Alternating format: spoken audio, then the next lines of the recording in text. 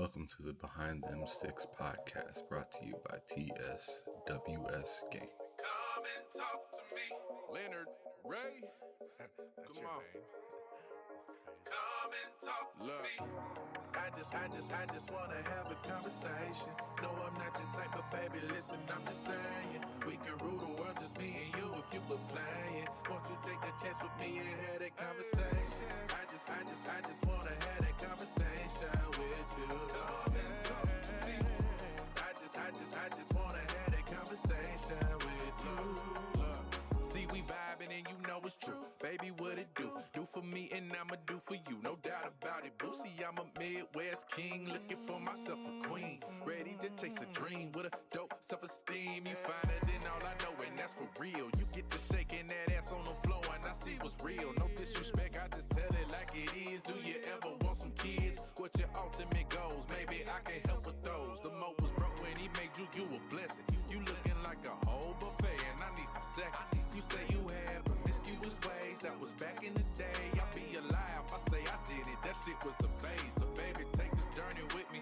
You can pick the time and place, this nigga isn't picky. Smile on your face, I know the deal. Sign and deliver after seal. I can see it in her eyes, this one right here for real.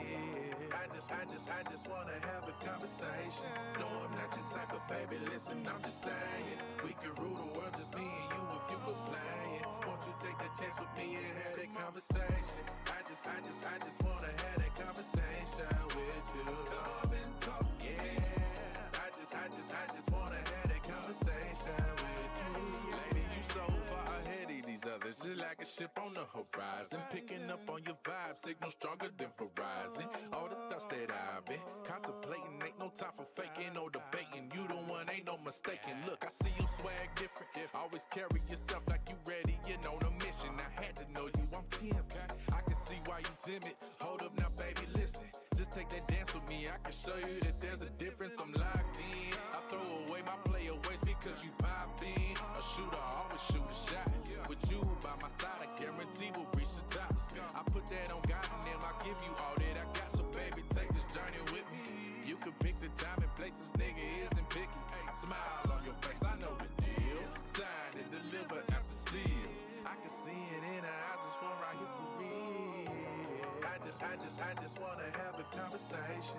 No, I'm not your type of baby, listen, I'm just saying we can rule the world, just me and you if you were playing. Won't you take a chance with me and have that conversation? I just wanna have that conversation with you. Come and talk, yeah.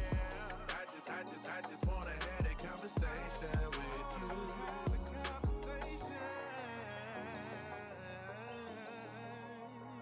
Come and talk to me.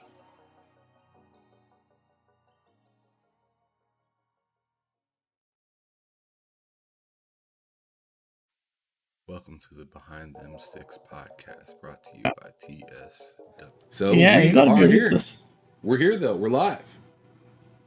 Hey, bud. Oh, nice. But anyways, Having natural welcome. conversation and boom, we're live. Yep. Nice. I have to do Hi. it right at the time when I tell people I'm going to do it. So welcome to Behind Them Sticks with another fantastic episode here today with Brother GAZ. He is on the show. He's agreed to be here. He's actually made it this time. We've been trying to do this for a hot fucking Finally. second.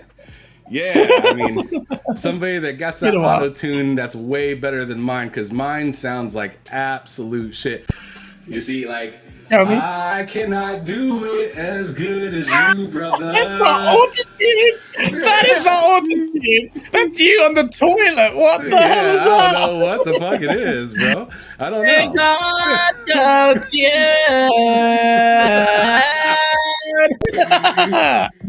Oh my god, I can't believe you had the audacity to say whatever the hell that was auto-tune. What the fuck? T-Pain would cry in his grave, although he's alive. But yeah, when he dies, he'll cry in his grave. Yeah. That was I brilliant. apologize.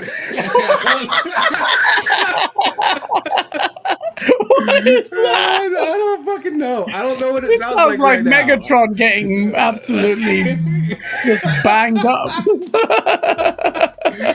All right, Fantastic. Well, anyways, welcome everybody to the show. This is going to be a good one today for sure.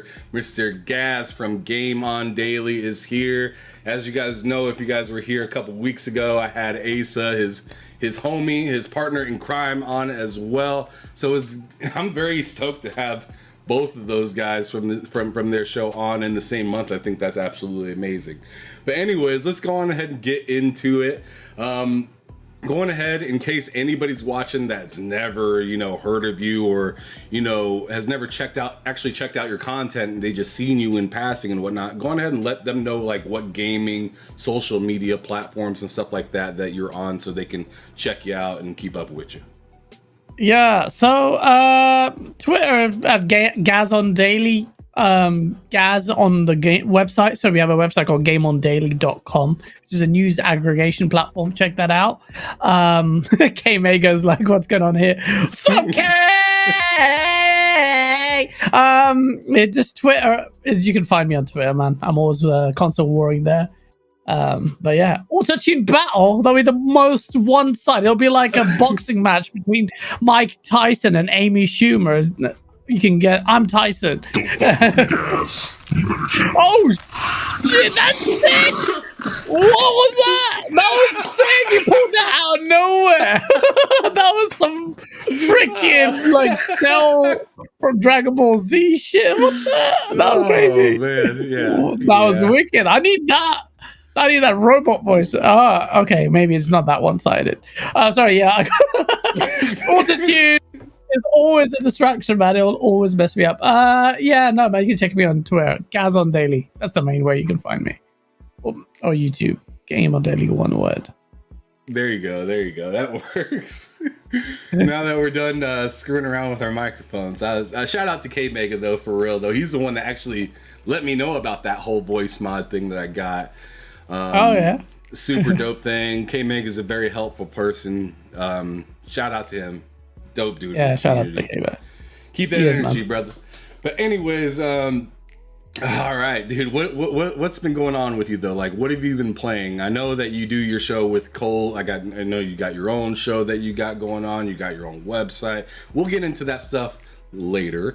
But like, what have you been actually playing video game wise? If you had time. Recently, I've gone back to Call of Duty. I mean, like Strictly Gaming, this guy had a argument, and he's like, "Pick up your sticks," and I'm like, "All right, let me just practice this because I haven't played it in a while." What Strictly doesn't realize is some of us have really hard jobs that we work all the time, and we have to do content creating, and we have to do all sorts of stuff. Although, to be fair, Strictly's been, I mean, I'm not friends with him, but it seems like he's had a bit of an epiphany after our spat. And I'm not allowed to say bad things to him because my friend Blaze reached out to me to make peace. But Strictly Gaming kind of indirectly got me back into playing COD. I'm like, because I used to be good at COD. I used to be good, and I'm playing it now. The Modern Warfare 2019 because Vanguard looks like crap. I played Zombies with Dealer, and I really liked playing with him. I never was a fan of Zombies. I was never a fan of Treyarch's CODs.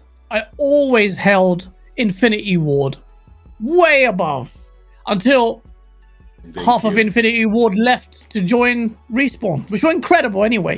We'll talk about them, I guess, in the future. But playing COD is essentially going back to 2019 and absolutely wrecking people. What's my KD? I'll check it in a bit. But yeah, I'm just not as good. I'm not as limber. And I have a feeling I have early onset of, sounds really bad, but arthritis. Because I just came back from the gym, and it's the third day of my hands can't physically lift the weights without horrible pain. So, sorry, this is what happens when you have someone who has ADHD. This guy's like, why is he talking about arthritis when I'm asking him what game he's playing? You wanted the source? You get all of the sauce. Yes, what I meant to say was I'm playing Call of Duty right now. Sometimes I just set off a couple shots and I just sit back and just watch. That's what an easy show for you. Just you just shoot it in the air and just see where it lands. Oh man, fantastic. So that's funny. I actually had Strictly on this show a little bit ago. It was hilarious. Yes, it was hilarious because like he was calling out people in my chat because you know how he is, right? So like for me, I get it. I get his attitude. It's a little over the top, and I've actually talked to him about like, you know, like bro, aren't you worried that like if you're making content and like and like you want to talk to somebody but you get in these heated arguments with other people, don't you think that they might not want to talk to you? And he's like, you know what, I'm working on that. And then a few days later he ends up arguing with you, and I'm like, God damn it, Strictly. Bro, I'm sorry, Strictly, if you're watching this, you have to be deluded to think you came across well out of that spat, because that was just embarrassing in my opinion for you. But at the same time, I saw him with Blaze, and Blaze reached out to me because I made a source video. I had thousands of reams of material on Strictly. I was going to go orbital strike laser him with a source video because we have so much. We had spaces we had to fight on and all of this stuff. But because Blaze is my homie, and he's like, bro, Strictly's my good friend. You guys are good people. You just don't know Strictly like I know Strictly, man. What's going on?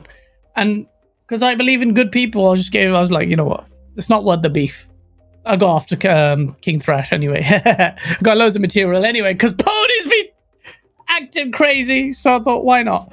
But yeah, I don't know about Strictly. I see like he's really trying hard to be more community focused. He's had some pretty bad tweets and takes, like, you know, in the Ukraine stuff. But everyone deserves a chance. Everyone does some wild stuff. There's more to. I believe there's always more to a person. You should never judge them. So I mean, I'm keen to talk. And I saw him on Blazer's show. He seemed like a really nice guy. So I felt like, I don't want to come after this guy. He seems like a pretty chill guy. Like, he's a really nice guy. Like, down to earth. But at the same time, he came after my mate Dealer. If you come after my mates, I will actually end you. So there's that attitude as well. So it's just, but then again, it's like, you have to, I don't know. I'm just rambling. But at the same time, like, just have a chat. I'm inviting a lot of ponies on my show now, by the way. People who have come at us, who have said things about us, who've made things personal. And I'm going to invite them on the show to give a chance to talk. Because we have to talk. And if you can't talk properly, we'll meet in the streets and I will beat the shit out of you. So it's going to be like that. No, I'm playing. But yeah, most PlayStation stands, K-Mega, you're right, have terrible takes. But I still want to bring them on because there's always a two-sided conversation. And everyone is saying, oh, you influencers, like you guys, Strictly was saying, oh, you get paid by YouTube. What the fuck does that have to do with anything? Do you know how much I break my back for the videos? YouTube pays me? Not enough. For how much time I spent 48 hours on one source video, 5K views? Fuck that, man. I deserve at least 50 for that video. Oh, GAZ. I got you. Relax, brother. Relax. Take a breath. This is me. It's default. GAZ. Take a damn breath. You good, man. You good. It was that was fantastic, but we're getting so far off topic. So I had to step in there and take a little bit of control. Good luck with that. But bro, yeah, so let's control it back onto you. You as the guest of this show today. So I want to know, you told me when we first pretty much got into the Discord just a moment ago that your very first console that you ever had was the one behind you, Mega Drive. Yeah, the Genesis is what you call it. The Mega Drive, that we called it. Right. Yeah, I say we called it. Actually, I was living in Pakistan, and it was called the Sega Genesis and the Mega Drive because they imported it. So it was really confusing. So I always thought, like, my brother's like, no, the Genesis is better than the Mega Drive. And I'm like, no, the Mega Drive is better than the Genesis. It's the same fucking thing. It's so stupid, bro. And I only realized it, like, at this age, like, oh, shit, really? The Americans called it different. It was the same thing. Oh, man. Right. It's so dumb. But yeah, Sega Mega Drive. The first console I ever got, and it was... I can remember the moments, man. The first game I ever got was, because it's Pakistan, you get bootleg games. I had Mortal Kombat 1, Sunset Riders, and an Aliens platformer I was too scared to play. It was a scary game. 3 in 1. I had those. That's my first game. My first game was 3 games in 1. But it was really Mortal Kombat that I played a lot. I got you. Yeah. So I was watching, what was it, Fonz's podcast this other day, and I didn't know that the Master System was called the Mark III or something like that way back in the day. No. Crazy. Yeah. So they had all these different names from one country to another. It's probably good that they shrunk that down, and now Series X isn't a series different in Japan. Yeah, that would be fucking insane. Yeah. So what was after that? Like that got you, your taste to gaming and whatnot. Like, how old were you around that time? I don't know, man. I was pretty young. That's a very good question, actually. I was pretty young, man. When did the Mega Drive come out? 92, 93? Yeah, it was sometime early around then. Because I just got one at my house one day. I was a little kid when it came out, so I don't even remember right off the top of my head. How old are you? I'm 33. Just turned 33. Okay. Yeah, so we just turned 30. When? August 5th. Bro, same birthday as Fonz? Yep. Same birthday and the as day Fonz. before mine? Day before mine. I guess so. August babies, bro. Oh shit. Yeah, happy belated birthday. Same. Yeah. Happy birthday, GAZ, as everybody would say every other day during the year. Oh my god, I hope that thing's dead. But so I was 4 years above. Maybe like say 7, 8, maybe 10. I don't remember. So then after that, I got pretty much after the Sega, I got my taste. I was addicted. I had an American neighbor. You have to remember, I was in Pakistan. I had an American neighbor. He had the Nintendo. Then he got the Super Nintendo, and I was console warring from day one. Day one console warring. Like, Sega's better than Nintendo. I was console warring. Mario sucks. It's all about Sonic. And then I played it. We swapped consoles one time, and I didn't want to give it back. I was like, shit, Nintendo's actually quite good as well.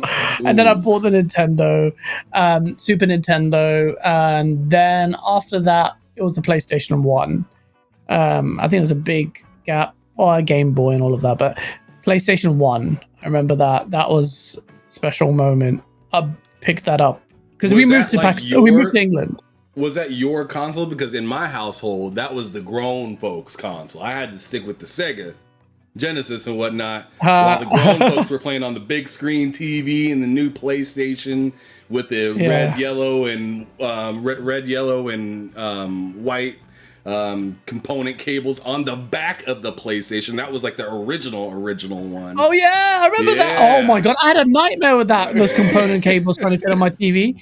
Oh, I went to HMV trying to get a converter. So I bought my PlayStation at Dubai Airport because we moved to England. And whilst we were at Dubai Airport, my dad, as being very nice, bought me a PlayStation. And I was so I stared at the back of that PlayStation box for hours. They had Tomb Raider. They had little pictures of different games. I'm like, does this game look like this? Tomb Raider and all of that. And then when I moved to my cousin, because we lived with our cousins for a while, they had a Nintendo 64. I'm like, what the hell is this thing? And I didn't know this existed because obviously in Pakistan, you don't know internet, hardly any gaming magazines. So I had a few, but I was like, what the hell is this? I've got a PlayStation in a box. I've just come back from the airport. My cousins are playing Super Mario 64. And I'm like, I made a huge mistake. And it was crazy. And I couldn't even get the SCART lead, like you said, the component cables to freaking play the game. And then when I finally figured it out and played a demo for a while, a long time, Tomb Raider 1 was my first PlayStation game. And I couldn't afford many games at the time. I really struggled. And I got a postcard from PlayStation of Final Fantasy VII, and I stared at Final Fantasy VII postcard, just imagining what the gameplay is like for ages. But I couldn't afford the games until I eventually chipped my PlayStation 1 in Pakistan, went back, I used to go back, and got so many pirate games, and that changed the game. But I never played Final Fantasy VII, and I still have never played Final Fantasy VII. Is that because it's on the PlayStation now? No, it's I've bought the game. I just need to fucking play it. Oh, okay. Is it because of the PlayStation now? I'm waiting for it to come on Xbox. Oh no, I'm not like that, man. No, I fucking bought the game. I've got Spider-Man. I've got so many PlayStation games I haven't had a chance to play. I need some time, man. People don't understand. I sleep 3-4 hours a day. My work life is very busy. And I'm trying to play games. Now I'm playing COD. It's like stupid, isn't it? I should use that time to play my backlog. But just like I'm more multiplayer centric. So people King Thrash came at me, pulled out the wrong gamer card, thinking it was mine. Say, oh, you haven't got any achievements, although you fucking got the wrong gamer card. You. But yeah, I have still like 50,000. I don't give a shit about achievements because all I play is multiplayer. I'm a massive multiplayer. Apex Legends I play a lot. COD I'm playing now. Just loads of stuff. I play everything on PC. PlayStation's never been massively multiplayer centric, so I've not played that much time. I've hardly touched my PlayStation. My PS5 is like, I've given my brother's got it now at the moment because I'm like, yeah, I need to borrow it because I need to play some games, but I just don't have time, man. But yeah, sorry, this is a long question. Yeah, this is a conversation with me. I know this is going off subject, but I've never got the whole gamer score take thing because I know people that have like. I know a couple people that have under like 20,000-30,000 in gamer score, but would mop the floor with me, and like Call of Duty or Doom or like Halo, and like I know these like these folks are my friends that like can be very competitive, and I don't like to lose. I mean, like you guys see right here, I'm playing Rocket League on top of my screen. I'm terrible at this game. I love Rocket League. I'm very competitive, and I get raged when I'm playing Rocket League.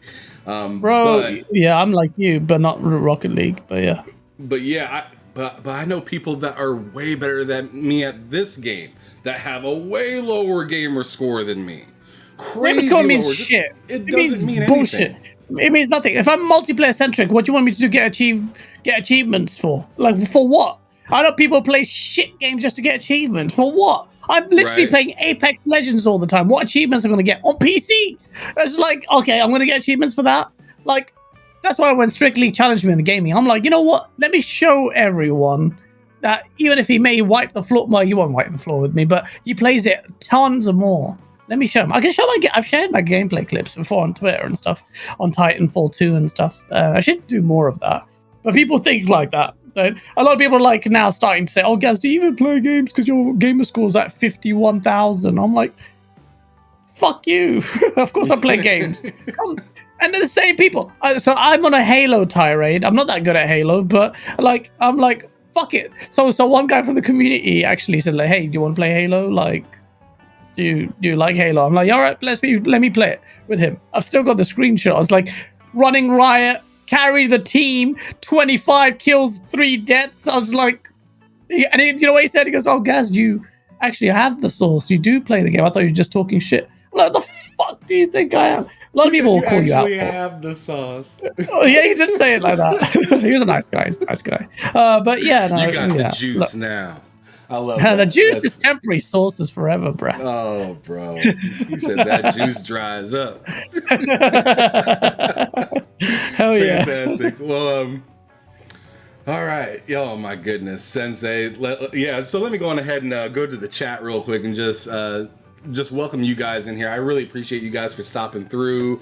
A few names I'm going to throw out. Obviously, I already talked about K Mega, Fark U, Sour Blow, Blind Giant, Power Man 4K, Sensei 808, Six Slayer. Like, I appreciate you guys. If I didn't announce your name, I mean, trust, I appreciate you for being here. I appreciate every single view, subscribe, like, all that shit. Smash that like. There's 13 of you.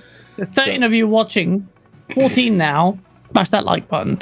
Yeah, Binary Domain, by the way. I always wanted to play it. It's the 360 gen game, right? But I haven't played it. Are you playing it sour on backwards combat? Just let me know, please. Sorry, I want to play that. All right, but so we're moving a little bit forward in the history that you had. So you said that you ended up playing some 64 because, your family had it. You had the original PlayStation. You ended up getting some games for it. You got it chipped and whatnot. What happened from there? Then I got so they were playing and then they got GoldenEye. And the moment I touched GoldenEye, hooked, addicted. It was like crack. Fully cracked out on GoldenEye and WWF Warzone, wrestling game. Oh my god! We played that. We'd wake up, and before we'd go to sleep, we'd have this horrendous grey, like after you turned it off, like headache, like and like brain freeze every night. We played it from the start to finish, and I remember when I was in Pakistan for summer holidays, and my cousins were there, and I went back to UK for school, and me and my brother just felt so lost without GoldenEye. We just felt alone, felt empty, and then saved up our money and got the Nintendo 64, got GoldenEye, got F-Zero X. That was brilliant. Loads of great memories. So PlayStation 1 also got chipped at the same time, got amazing games, like random games, but also great games. The PS1 was one of my best times. PS1 and 64 is probably my favorite gen. Really? Yeah, PS1 because I had so many I had random games like Xena Warrior Princess that had so much time. Remember Xena? That was a wicked show. Yeah, so I used to like that. Vigilante 8, 1 and 2, Second Offense. Vigilante 8, let's go. What? With the bus on the cover and shit. The bus on the cover, bro. I still have the music in my head. I made a video on covering it as well. Luxoflux, the team that made that game, fucking amazing game. Look, Twisted Metal Black, that was my first Twisted Metal game, and I fell in love with the dark theme of it. Capcom versus SNK 2. Why the do we not have that now? Remaster, man. Capcom vs SNK 2 was insane. One of the best fighting games ever. They need to make a freaking version of that. It's so criminal that you don't have that. Ape Escape, when the DualShock came out, that was day one. I bought the DualShock because I was a believer in it. I was like, that DualShock's going to be a game changer, and boom, it was. They still had a series of shit controls on PlayStation until the PS5. I hated the PS3 controller. That thing was that was dog shit. What the hell was that? I was console warring there. I was like, this piece of shit controller, you're arguing with me when you have this beautiful, majestic 360 controller. It was leagues ahead of it. People used to cap about, I don't need batteries anymore. I just plug my shit in. I was like, bro, that battery life was shit. Batteries than that. To this day, controller. I would still have batteries. People still cry about it. You still have batteries. Yes, because I can just switch it. I'm always untethered. Got rechargeable batteries for time. Still here. It's here somewhere. They're still running. But this is a thing I have to plug in now, because it hasn't got batteries. The thing had a fat ass micro USB thing that you plugged into it in an old those chargers sucked. They sucked for phones. They sucked for controllers. They just sucked all around. They always got bent up or just had connection issues and whatnot. I remember my buddy's PS3 controller, we had to plug it in and then wrap the cord fucking around it just for it to maintain a charge on that thing. And then we'd have to wait hours to even play on that motherfucker again. And I'm sitting there why the fuck people telling me batteries are bad when I could just throw some batteries up out of my 360 controller and just keep it moving? Yeah, bro, exactly. I was rooting for batteries time, because it was just different. A whole different ball game. But yeah, sorry, PlayStation 1, N64, that was my favorite gen. Then obviously I bought every console after that. Dreamcast. Dreamcast I played with my cousin. I don't know if he bought that, but I played every game to death. It was almost like I had it, owned it anyway, and that was chipped. Nintendo 64, and then all of them. Bought all of them after that. Okay, so I'm actually gonna kind of skip over the next generations because I'm assuming that you were messing around with PS2. And did you have GameCube or anything like that as well? Yes, I bought the PlayStation 2, and then I hated Xbox. I hated Xbox for coming out. This now I need to know this now. We're not skipping it no longer. Continue. No, because we begged. There was a shortage of PlayStation 2 consoles. I was just dreaming of PlayStation 2 and Tekken all the time. And that demo, finally, when I got it, playing SSX in the demo so much, I rinsed that demo out. And then the Xbox was announced. And I wanted to hate the thing. I was like, how dare you? I've just managed to scrape enough money in savings for a PlayStation, which my dad actually surprised me. Like, there was a lot of money left over. That's very sweet. Opened the boot and there was the PlayStation. I was like, what? At school, everyone crowded at the back of my dad's shitty Nissan in the boot. And like, you got a PlayStation 2? Because no one could get it at the time. And so I got that. Cool. I wanted to hate the Xbox because I just managed to buy this. How dare you? What is this ugly looking console? Then my friend's like, it's got an 8 gig hard drive. I'm like, what? Okay. Oh, well, that doesn't matter. Then I saw Halo. And I saw Halo, the trailer. I saw the gameplay, some vidoc. And I saw the guy playing the game. And I could hear the big chunky Duke controller. Yeah. And I could hear the clicks while he was playing it. That made there was a audio-visual kind of association with that. And combined with the sheer spectacle of Halo's gameplay that looked too good to be true. You can see the individual blades of grass. What is that? Warthog. He was on the silent cartographer level, then there was a slow level. That's it. Bro, you have a mad collection. That's ridiculous. That controller's sexual. And oh man, then I was instant forgot my hate because I was like, I need that game. And I remember they marketed it as the best first-person shooter ever. I'm like, what? Played it, and since then I was just like, I was an Xbox guy because I've always been multiplayer centric. I've gone into PC a bit, and Quake, fuck Halo, Quake 3 Arena. That's the one I played a lot of. And that's what made me good. Quake 3 is brutal. My family couldn't afford broadband, so we had 56k internet and had terrible ping, 999. I still remember the server number of one of the servers I used to play, and I made a website called the Korn Clan because I used to listen to new metal, and I made it after the band Korn. And I was begging people to join my clan. I was I was good at the game, but I had terrible internet, so no one believed me. And then I met was one of my probably key moments of gaming. At an internet cafe, I met the world's first pro gamer world champion. It was Sujoy Roy. Back then gaming was very young. There weren't any world champions. It was him. Sujoy Roy. Look him up. World's first champion, world's first Quake 3 champion.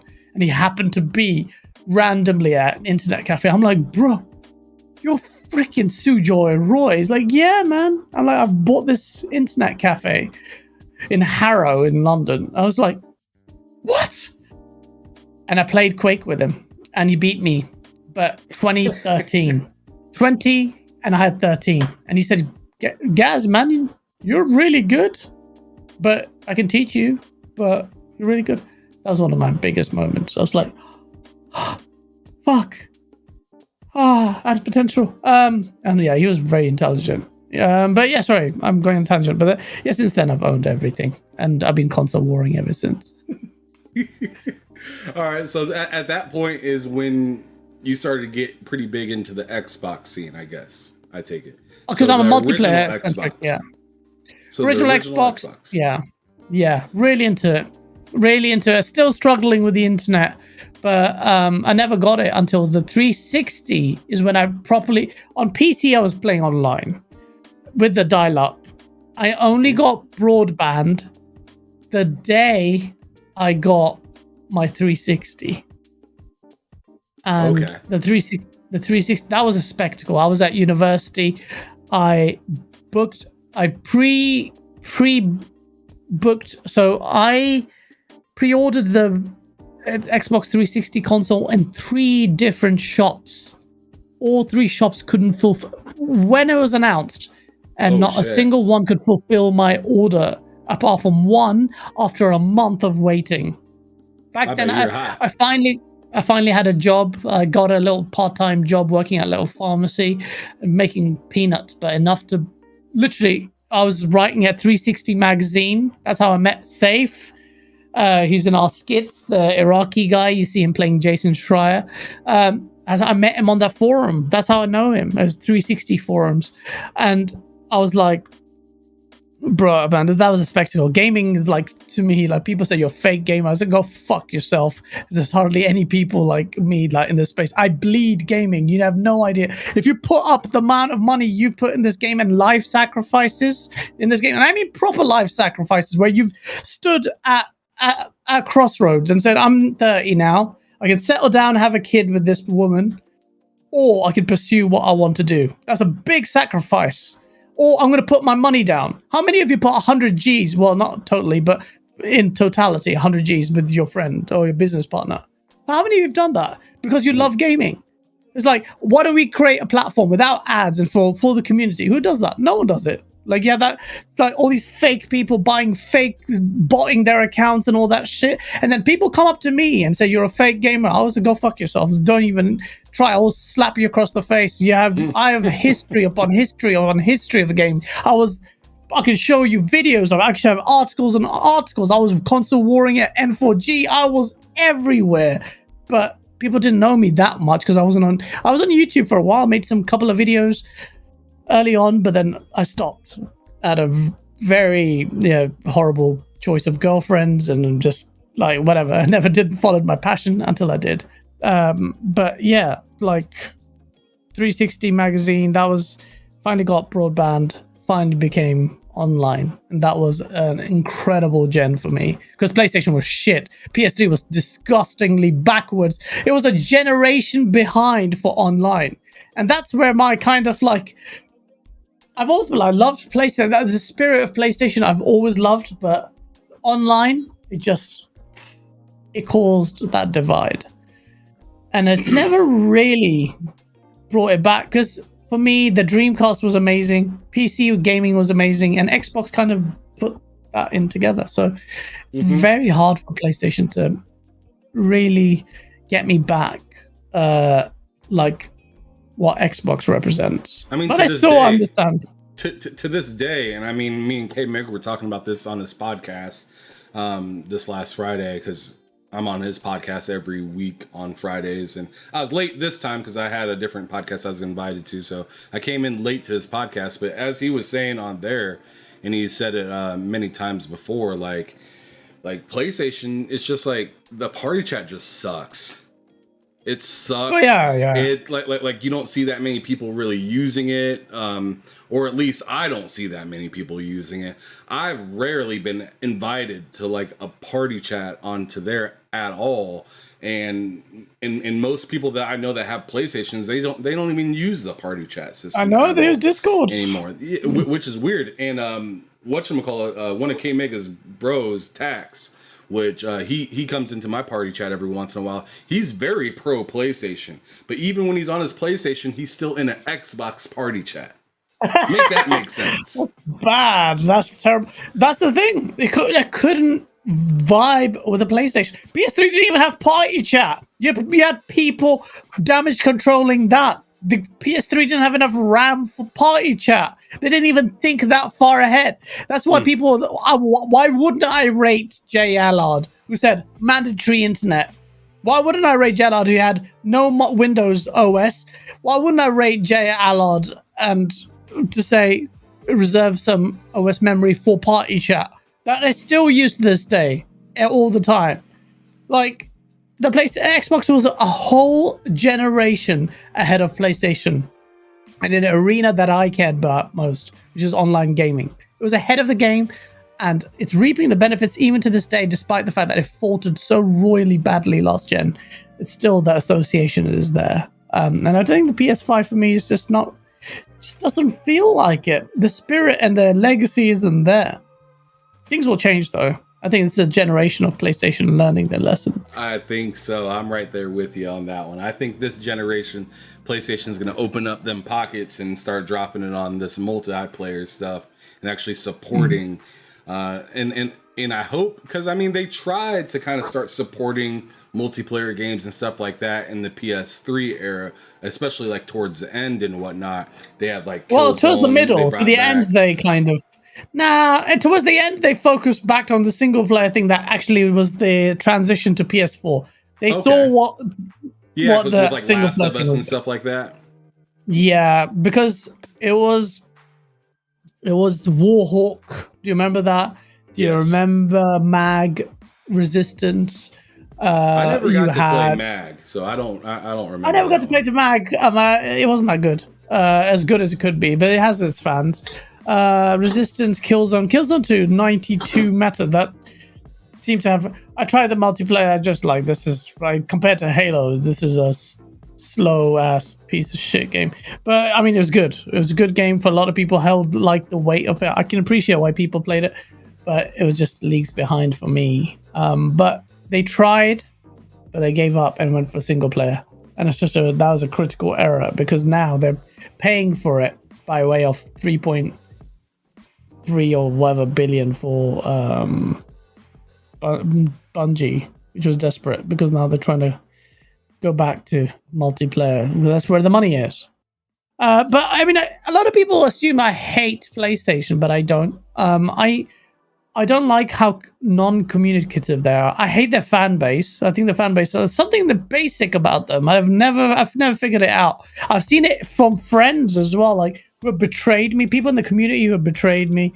In that, even on Go Live, I've had a guest, I won't mention who, piece of fucking shit, tried to call me out despite being on the show multiple times over some stupid thing that had nothing to do with gaming. Like you couldn't even talk to me about it. So something about the community I've never gelled with because I've just been burnt. But then they're like, I'm trying to expand because obviously that's just a weird thing. Like, can't be just PlayStation. What is it in PlayStation that makes their fan base such dickheads? It can't be the case. And I know there are nice people out there. So I'm reaching out to some people will be surprised at some of our guests. But I think there's value in talking to them.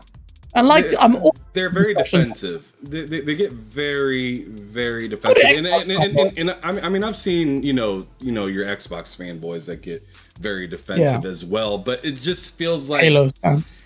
Yeah, for sure. The community in Halo is brutal. But J-Rock. Oh yeah, good to see you here, brother. He said sauce in the house. And matter of fact, actually, I want to hit the chat real quick before I move forward. Because Fark, you mentioned something that I was actually going to ask you earlier, which was like, did you ever use PlayStation 2 online? Yes. Quake 3. Oh my god. Do you know how long that... I played that online. Was there Quake 3 on... I played Quake 3 on Dreamcast online. That was horrendous. And I think I tried it on PS2. But it was shit. Just dog shit. Okay, yeah, I was playing like sports game. I was playing like Madden and shit like that on PlayStation 2 online. You had to get that fucking box to screw into the back of your fucking PlayStation. That shit was goofy as hell. Oh yeah, I remember that. Yep, that was where the network adapter went on there. Yeah. But yeah, Fark Hughes was saying online with the PlayStation 2 wasn't good for me either. But the OG Xbox used X-Link Kai for online, as I had a chip machine and I was scared of being caught and banned, but 360 but 360 was my proper entry to online. Yep. So that's fantastic. Same. That's fantastic. Well, I had Quake, but that was PS2 was ass online. It was not very good at all. Oh yeah. They tried. Mega also says once I played online on Xbox, that changed the tide for me. Xbox became my main console. Will always have love for PlayStation, but Sony fell off on innovation. Ooh. Yeah. K-Mega always cutting deep. He always cutting deep. I mean, that's the kind of innovation I cared for. They even brought the achievement system that they copied, but ultimately it was online. It was always like it's still always been the online machine. For me, Xbox will always be that, and it will always have that advantage with the Azure and all the server makeup. It's always going to be ahead of the game. Yeah, and I've always been there. Party chat, the association with everything is just like It's nice. It's just like PlayStation can't match that. It doesn't match it for me. The experience is shoddy online. So I don't have any drive to go online. I've tried using PlayStation Live with my friend Ben, who's a massive pony. And we played Battlefield, and then it's just not the same, man. It's just like, I'm trying to bring him to Xbox. It's not working. Well, like for me at least, I don't know how y'all feel about this, but like the quality in the party chat system of the PlayStation sounds like a fucking walkie-talkie. Oh yeah. It still does. You can hear everybody's background noise and everything. It's to me, it's just not that good. Discord will change that. Discord integration will change that. I can't wait for it. I'm surprised that Xbox ended up getting that onto their console first, right?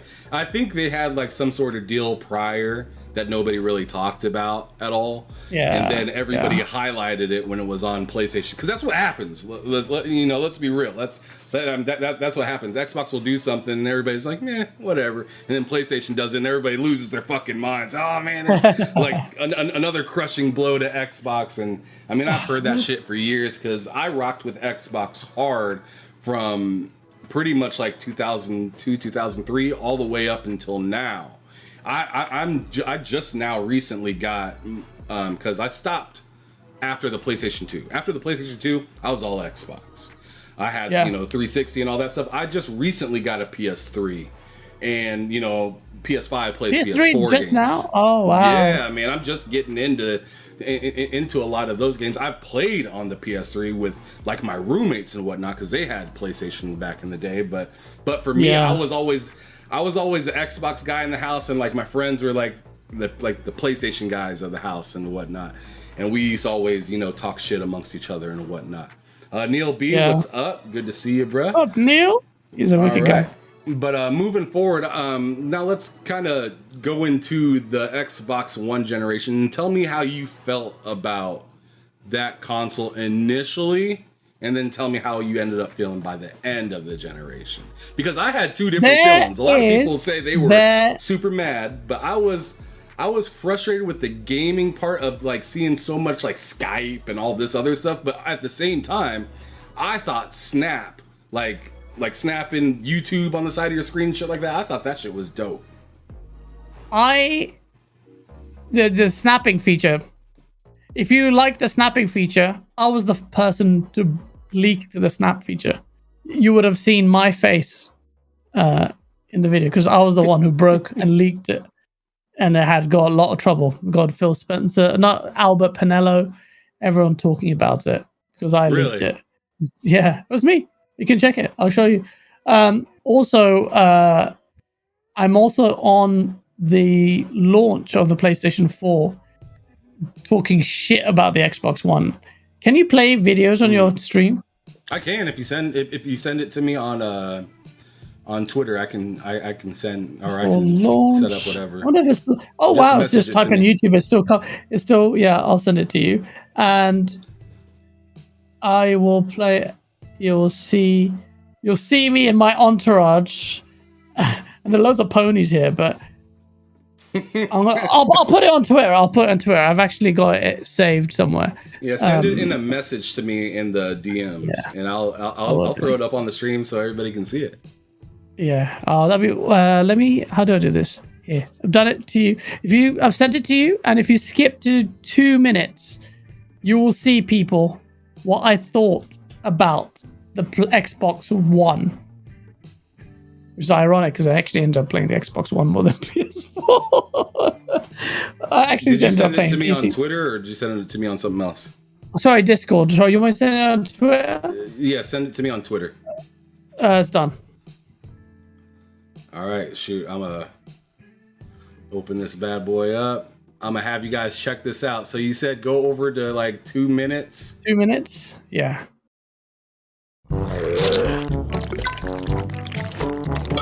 Did you see a fat me?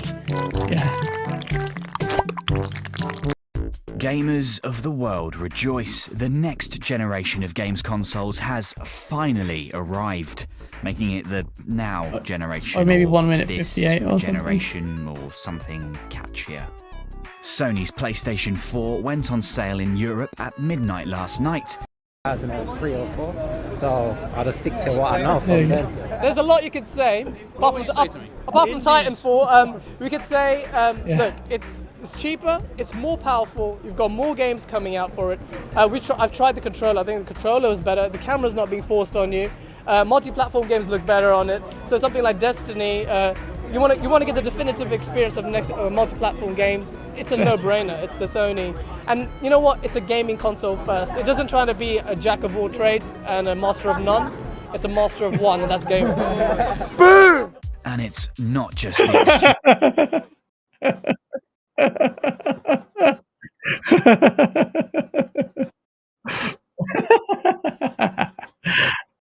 I was a savage. Xbox guys, be grateful that I'm on your side now, because if I that was unscripted, that was me. They interviewed me and just blurted that out, because that's what it was, man. Xbox was just on another level. It just terribly fucked it up. Did all this stuff. TV. Kinect was still bundled in. Then they unbundled the Kinect. Or family share, DRM. I couldn't believe the naming convention. I remember the reveal. I was like, oh my god. Then I went to Gamescom to play the game. Games there. Rise. I was like, wow, this is not good. You didn't like Rise?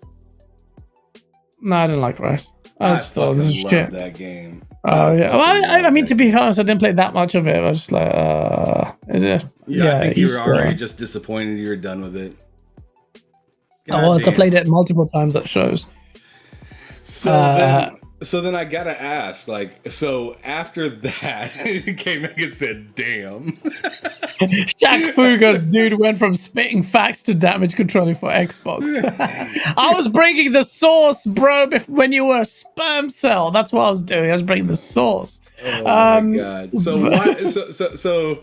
So obviously, I mean, you had Killzone necklace on and everything. Like you were PlayStation ready. Right? What? Actually, funnily enough, I had a Killzone thing because they gave that out. I got that from Gamescom, and I interviewed the developer at Killzone. At the launch, the guy was drunk off his face. It was at Guerrilla Games. I have his business card somewhere, and I was like, yo, you guys need to fix Killzone because that shit is nothing on Halo. I was insulting him to his face at the launch of the PS4. And Killzone was selling well because pre-orders and all of that. And I'm like, bro, I'd played it early and I'm like, bro, you need to do this. He's like, oh, whatever, man. Yeah, Halo's good. He admitted Halo was better. It was just like, I'm like, of course you did, because the fucking game was terrible. I think Shadowfall was horrendous. Not horrendous. It was just blah. But yeah, man, I've been console warring ever since. Well, I've been since a kid, but yeah. But funnily enough, after all the things I said there, I still gamed way more on my Xbox than I did on PlayStation. So what the fuck is this about? What is this about? Because there was like at the time, you didn't know like what was going to happen. Like, what's PlayStation? PlayStation ended up with games that, well, way better than the Xbox, but it was still, there was never a real multiplayer push. Titanfall became timed exclusive because Microsoft money had to that, which is pretty bad, actually. I wrote an article about how bad that was. Then Titanfall 2 came out. I played the hell out of that. I ended up playing on PC more because those consoles, even the PS4, terrible. Old fucking aging CPUs. They were outdated out of the gate. Mm-hmm. So I ended up playing on PC because I was just like, these games aren't even 60 frames. It's like it was playing, like, it was really bad. Last gen ended up being me more on PC, enjoying some of the PlayStation exclusives, but they were one and done. Bloodborne was the highlight of last gen for me, for PlayStation side. Uncharted games were great, fine, but Uncharted 4, wasn't that happy. The Order 1886 was disgustingly shit, in my opinion. That game, I want to talk to the developer behind that. I forgot his name. He was being so defensive about his game. I was like, you have no leg to stand on. How can you make a game like this? How can you sit in a room and think it was a good idea to recycle the Lycan boss 3 times with the same QTE maneuvers. Actually fell asleep with the controller in my hand. I woke up, I'm like, oh, please let the game be end. They had the worst stealth area and everything. Ghost of Tsushima, great game. Ghost of Tsushima was a great game. In fact, I actually only played it when the PS5. I bought it. Same. I bought it with a PS5 because of the 60 frames. And it's lovely. Lovely game. I'm not a fan of Assassin's Creed. Did you pay the $10 to upgrade your controller? Upgrade my controller? I see what you're saying. Yeah. You trying to feel the horse walk on the ground? I did. I mean, you don't really feel much on the haptic feedback with that one. In my opinion, it's gimmicky. But the game is smooth. Great game. Great game that, for someone who's not a fan of Assassin's Creed's formula, it was a great game. The Last of Us, like, fine. What else? God of War. That was the highlight. That was the highlight for me. The 2018. PlayStation's highlight. Yeah. That on PlayStation, that was the highlight. But Xbox had nothing. Halo 5 Guardians got me for a bit, but 343 fucked up the single player. Halo 4 was a 360 game. Sunset Overdrive was probably like the only real exclusive that I cared about. Forza Horizon I really enjoyed. But I was just like at that time, Battle Royales, PUBG, Apex Legends, those games got me. I'm like, right, these are the games I'm interested in. And they're on PC at 60 frames. Or near about. My PC wasn't that great. But yeah. It just... That gen was a bit... I think last gen was pretty shit. I think it was pretty bad. Pretty boring. Mr. Joanna Dark. Wow. That's fucking scared the shit out of me. Hi, Joanna Dark. Just wake you up a little bit more. But anyway. He did. A little bit more. So that generation wasn't so hot for you at the beginning of it for Xbox, and then throughout the entire time. What actually kept you, like, you know, rooting for Xbox, playing Xbox? You know, because you said that, like, oh man, all these games came out on the PlayStation. You listed a few noteworthy games, but you say that you still were on your Xbox more than the other consoles. Am I correct? Yeah, so Titanfall I played a lot of. The controller was still better. So I played, in this video I said I'd find the controller better. Actually, funnily enough, I used the controller for the PlayStation 4 on Gamescom and I thought it was better. The actual release controller was not as good. The Gamescom controllers they had on the show, they had a just super premium backing feel as well. They got rid of that. I don't know what version they had. I was desperate to find that, by the way. So I ended up playing a lot of multiplayer games. I played Titanfall a lot. And then ultimately, as it happened, because I bought PS5 4 day one and Xbox One day one, and tried party chat with my friend, and Battlefield 3 was just, or 4, was just fucking up constantly. And I was just like, oh, okay, well, party chat sucks as well. It's just didn't like it, man. Online, the PlayStation was just shit. I played Resogun, got the platinum. I was like, okay.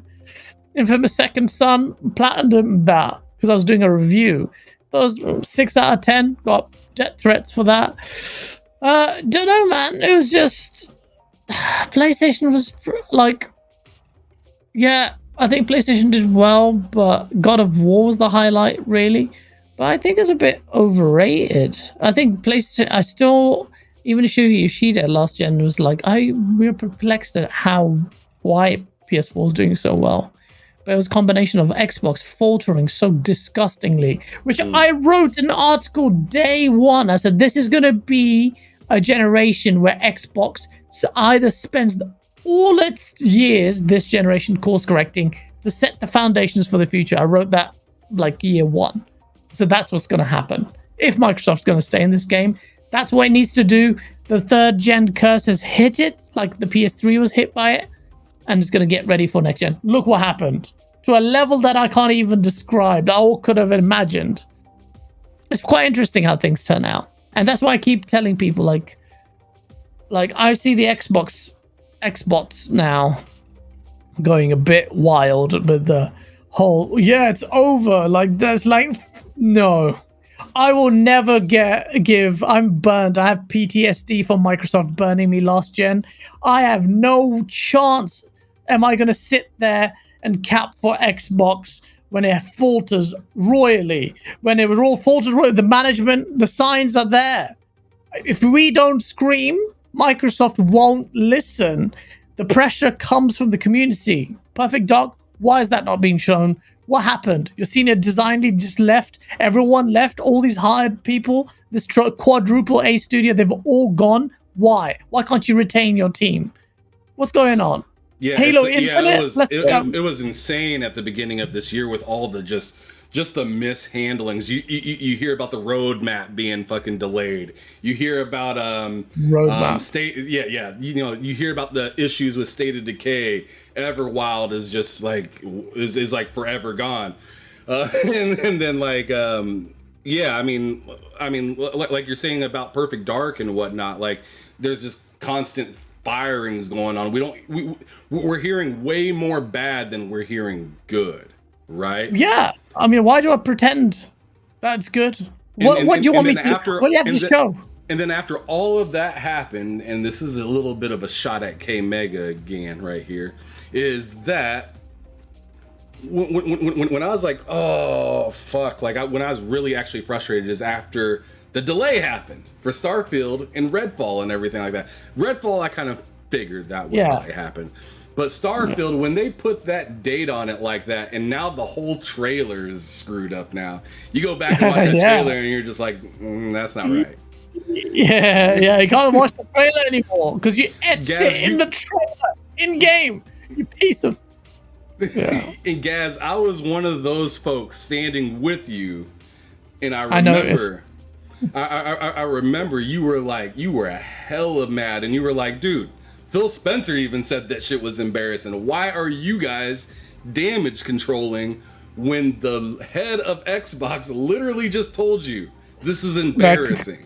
Yeah, well, he didn't say embarrassing, but his consistency and quality is really important. We understand that. I'm like, well, show us, because it's embarrassing in my eyes. It was horrendous. It's still embarrassing, and I still have people since then. I had so many people unfollow, so many unsubscribers lost, and I was like, good you do that, because that's a filter for me, because I don't want, in my opinion, bunch of mindless drones who will constantly damage control.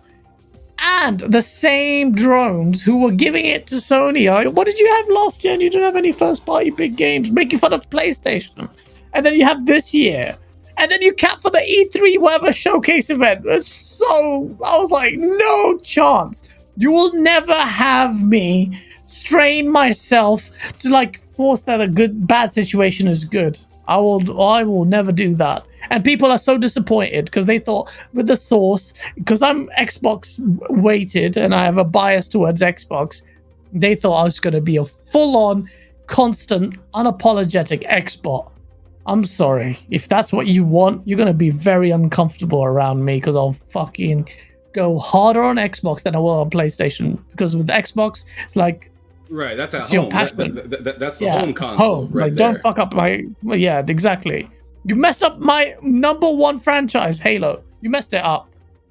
You can still fix it, but I have no faith in 343 unless some massive changes are afoot, of which I don't know. I don't know. Maybe they are taking afoot, but there's loads of things like that. Then they had that whole race issue thing that came on with the whole what's his name? The Juneteenth thing. That was just dumb. Like, you have no cultural, or even the foresight. They had a tool like with the monkey thing that was just dumb. And then you've got Stinkles. What's his actual name? P. O'Connor, who I used to be on Resetra, and he, did you see the things he said? Do you remember, like, little racist kind of undertones? I had back and forths with him. He's very anti-religion. I'm Muslim, and he was very anti-religion, and he would make these comments. And Resetra used to always kind of give him a pass, but then they gave it to me. Well, Resetra is full of fucking idiots anyway, including the moderators. But anyway, it's just like, that place is run by dickheads. But like, Stinkles is a pretty fucking dodgy guy. Or I don't think he should be cancelled or anything. I think he should be called to account and say, okay, let's talk about what you think. Because some of the stuff you say is pretty dodgy, no? But that's not even on the slight on 343. That's like a person like, yeah, 343 is just tone deaf. Like, where's co-op? Where's co-op? No, oh no, you have the little insider thing. No, where's co-op released? I haven't touched that until you release it with the achievements and everything, all the shit. Where's Forge? It's freaking almost a year, man. It's written August, end of August. And how much shit did I get for asking delay Halo? Because I want the best Halo. The numbers, and everyone was like, oh, look at GAZ. What about the 20 million people playing? How many people are playing now compared to that? It's not even on the, like, go on twitch.tv, you can see the, go on the Xbox, it was got beaten by Power Wash Simulator. It's embarrassing because I wanted Halo to be good. This was fucking strike 4 for 343. And I would say this to Bonnie Ross in her face. I would say it. Maybe obviously not like this. I was going to say, like, you faltered. I'm sorry, Bonnie. You have faltered with the franchise. You recognize that. Remember your speech publicly on stage, acknowledging we failed partially with 4, we failed partially with 5. We will bring it back together with Halo Infinite. And if you think you have, I'm sorry, Bonnie, but you haven't. And you need to be called to account. Or not called to account and carry on. It's like, whatever. But you need to own if you want the best Halo, talk to Bungie. Or Bungie and Destiny don't exactly. I actually boycotted Destiny 2 because I think it's actually more Activision being cheap bastards. Dude, Destiny 2 was awful at the beginning. Bro, there's a reskin expansion pack. I played a lot of Destiny 1. I'm not playing Destiny 2. I still haven't played it. I boycotted it, not for that, not just because it's a shameless reskin and conservative upgrade for expansion pack sold as a sequel, but they didn't even have dedicated servers for PvP. In this day and age, they didn't have dedicated servers for PvP. You want me to take it seriously? No. I'm not playing freaking P2P on this day and age. Fix that. It's embarrassing. I don't know if they have it now, but it's like, whatever. Like, at the time, Ubisoft, with the game which I regret not playing day one, because along with another game, For Honor, they didn't have dedicated, they had P2P, so I didn't play it. I'm like, no, forget it. You don't have P2P in a PvP-based game like this, I'm not playing it. And then they introduced it. They went back, worked on dedicated servers and bring you back. And so respect, because by then it was too late for me because the skill gap would have been too high. But yeah. K Mega says the Halo 4-5 slander I'm not feeling, but I said the same thing about Infinite being delayed. 4-5 slander, you're not feeling it? What did you like about the multiplayer for Halo 4, K Mega? Because that was disgustingly shit. You just taken on the franchise and you copy COD for your multiplayer. How is that good? With the shit maps, everything was terrible about that. What about? But it was only good because it's reminded me of COD a little bit. But it was just like, that's not Halo. What about Halo 5? The freaking the single player. Just at a loss for words. Multiplayer though, it's very hard to do multiplayer right, but they did it. And that's why I'm like, okay, they have the capacity to do Halo justice 343. But they've got fucked up with Halo 4, for Halo 5. And the biggest fuck up was the Master Chief collection, man. Oh, that's that bad. Was broken for years. Again, you gave chance to 343 again. You had broken for years. Poor show. And then Halo Infinite, you want me to give them allowances for a poor showing of the visuals for a next-gen game that became a meme. A meme of the visuals became a meme. Crane became a meme. How do I feel like a Halo fan who wants a definitive Halo experience after you show the 2018 Slip Space engine? Look nothing like that. But it's fine. They delayed it. The game, conservative upgrade from what was shown. Upgraded, yes. But the co-op's missing. I play Halo co-op. I played Halo 3 co-op day one with my friend, playing that with my friend. It was an experience. It's always been. You don't have four. That had 4-player co-op. This doesn't even have 2 to this day. Other than if you download the freaking thing. Where's Forge? That's not there. Multiplayer. Fine. Where the game modes? The game modes are so basic. Didn't even have like Slayer. Didn't have Slayer. All right, fine. Big Team Battle didn't work for a month. It was broken for a month. Yep, I remember that. Fine. Couldn't even log into Fine. it. It's a free-to-play game. Fine. What about region filters? No, none. Apex Legends had a day when all these games had, do you have region filters? Halo's problem for the people in the UK has always been we've been matched up with Americans. The game is different. It's so tightly balanced. You can't have a competitive game. This is supposed to be competitive MLG type game, like for in the competitive leagues. Still, no region filter? No. Fine. Oh, desync issues. To this day, so embarrassing. What you see and what... Fine. Theater mode, broken. Broken now. Fine. Fine. Everything's fine. It's like, what the fuck? Oh, by the way, monetization and armor customizations, bald-faced lie to your face. Millions of things that you can do. Nope. But they prioritize that fucking free-to-play model with monetizations. Fine. Fine. Oh, Halo Infinite story campaign. So people said, oh, it's great. Shit story, shit characters, one biome, fine. Well, one biome is fine. Every single fucking Halo game has had multiple biomes. Halo 1, Halo 2, Halo 3, Halo Reach, Halo 4, Halo 5. But Halo Infinite, just give them a benefit of the doubt. Sequel, 10-year game? How many new enemies? Not one. Only one. Those flying things that come in at the freaking thing. Fine. No more cutscenes apart from freaking what's his name, Atriox at the start of the game. Oh, this game is just this embarrassment. It's an embarrassment of riches. Halo Infinite is a frankly embarrassment. Shit on everyone's respect for that game. And then there were reviews out there giving it 10 out of 10. Guys just literally wouldn't know a good game if it slapped you in the face. You have so little integrity. And you want to come at me for dealing at Halo. Ah, man, it's like, I know it's just so grating to people to listen to me, but about Halo, but I just can't. I had to let it out, bro. I had to let you let it out. Thank you, man. This is like, oh, man, I just want to fucking punch something. It's so annoying, man. Halo has the potential with the story. Bro, even the freaking movie tie-in, you get Master Chief with his ass out, kissing something, nothing to do with the game has so much lore that you could have told the story with 10 years to wrap up to the masses. It has so much lore, and you did something that was non-canon. Why? It's just so dumb. Such idiotic incompetence that defies belief. Get 343 out of there. Just end Halo if you can't do it. Bonnie Ross told everyone. She made a case for everyone. Halo can still exist. Microsoft are actually giving up on it. At this point, I'm thinking they should have. At least it would have died. Yeah.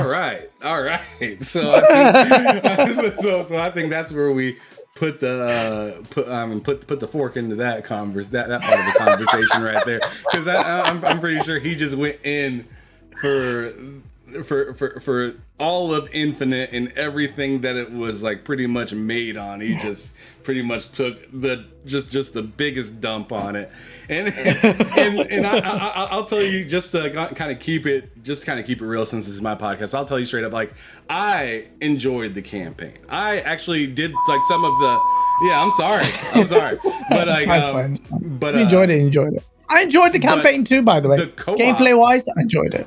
Oh yeah, the gameplay was fantastic. The gunplay, fantastic. I mean, I mean, people weren't wrong in saying, this is probably the best feeling Halo game that I've ever played. But oh my goodness, that the lack of content is really actually painful. It keeps me really from playing it, other than when I get like invited to like Halo nights with like J-Rock and like Jedi Knight Peter, and those guys will invite me to do like community night on like Saturdays and whatnot, which are really fun. Hargeet's usually always there as well. Really good dude. Oh, shout out to Hargeet. Yeah, he's a dope dude. But that's the only time I really find myself playing it, because I 100%ed, like the first battle pass. I was gung ho on getting that 100, right? Got the flame and armor and everything like that.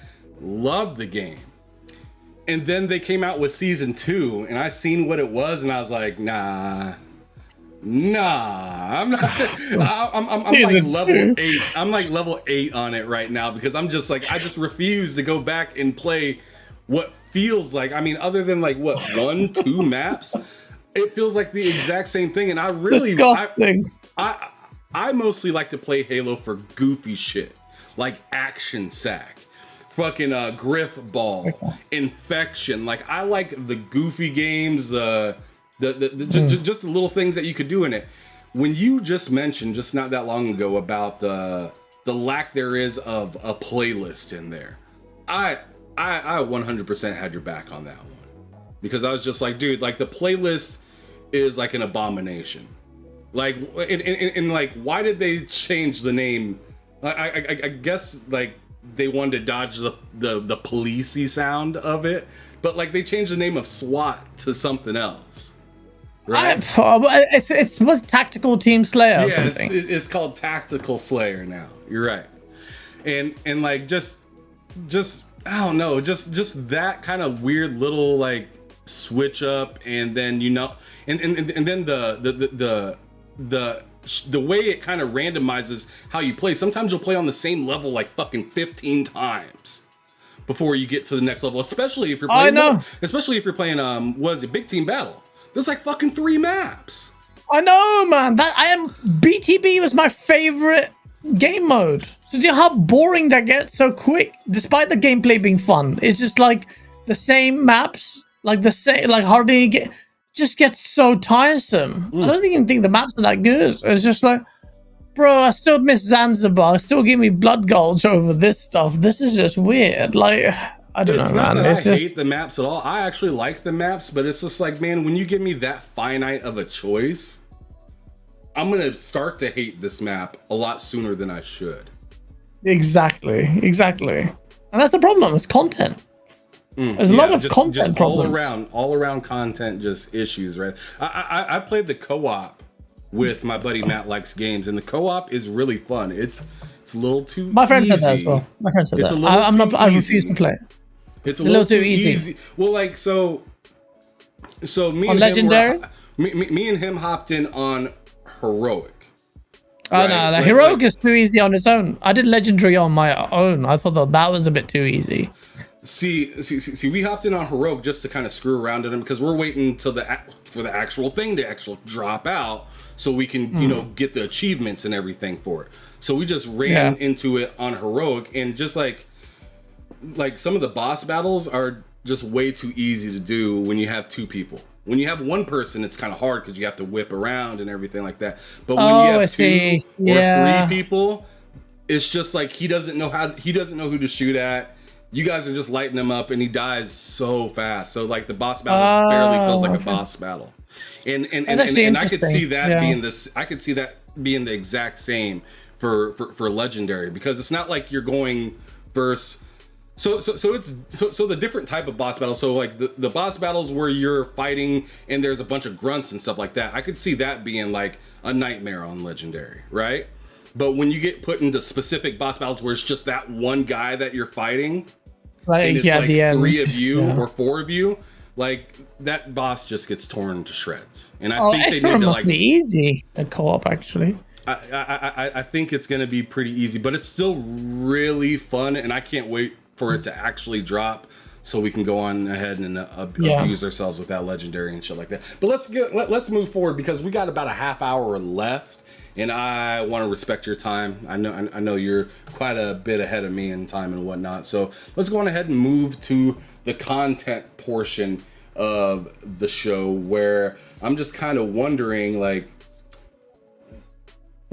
first of all, what drew you into content creation from the get-go? Because obviously you had a major love for gaming. You played that Mega Drive, got into the 64 eventually, and the PlayStation, the old school PlayStation 2, Xbox 360. What like when did the actual content creating start?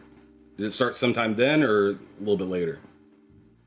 Actually, did it years ago when I leaked the Xbox One user interface. I owned Game On Daily. It was a blog site kind of website. And I made some videos, some like pretty Xbot heavy videos, quite funny actually, but some of it's not aged well in terms of, you know, PC culture and stuff. In terms of the language you used, like nothing horrendous, but I think you can't say stuff like the R word, like he's not clever, you know, like that kind of stuff. Like the word retarded, you can't use the word retarded, but I used to use that all the time. Not the intention of calling someone like a disabled person, like deriving them. We can't say the word like I want to put that in there, out there, but it's like people like, oh my, and I was obviously very young, very different, more muscly, not like fat in that clip. But it was just like lots of stuff like that there. You will see me, you'll see the early glimpses of Source, very topical console warring with my friends in a panel. Pony, my friend in the middle, and me, and we're just warring, constant arguing in person. It was pretty raw, and I have always enjoyed it. I've always enjoyed raw discourse as well. I hate PC culture, and that's not because I harbor any views that are terrible.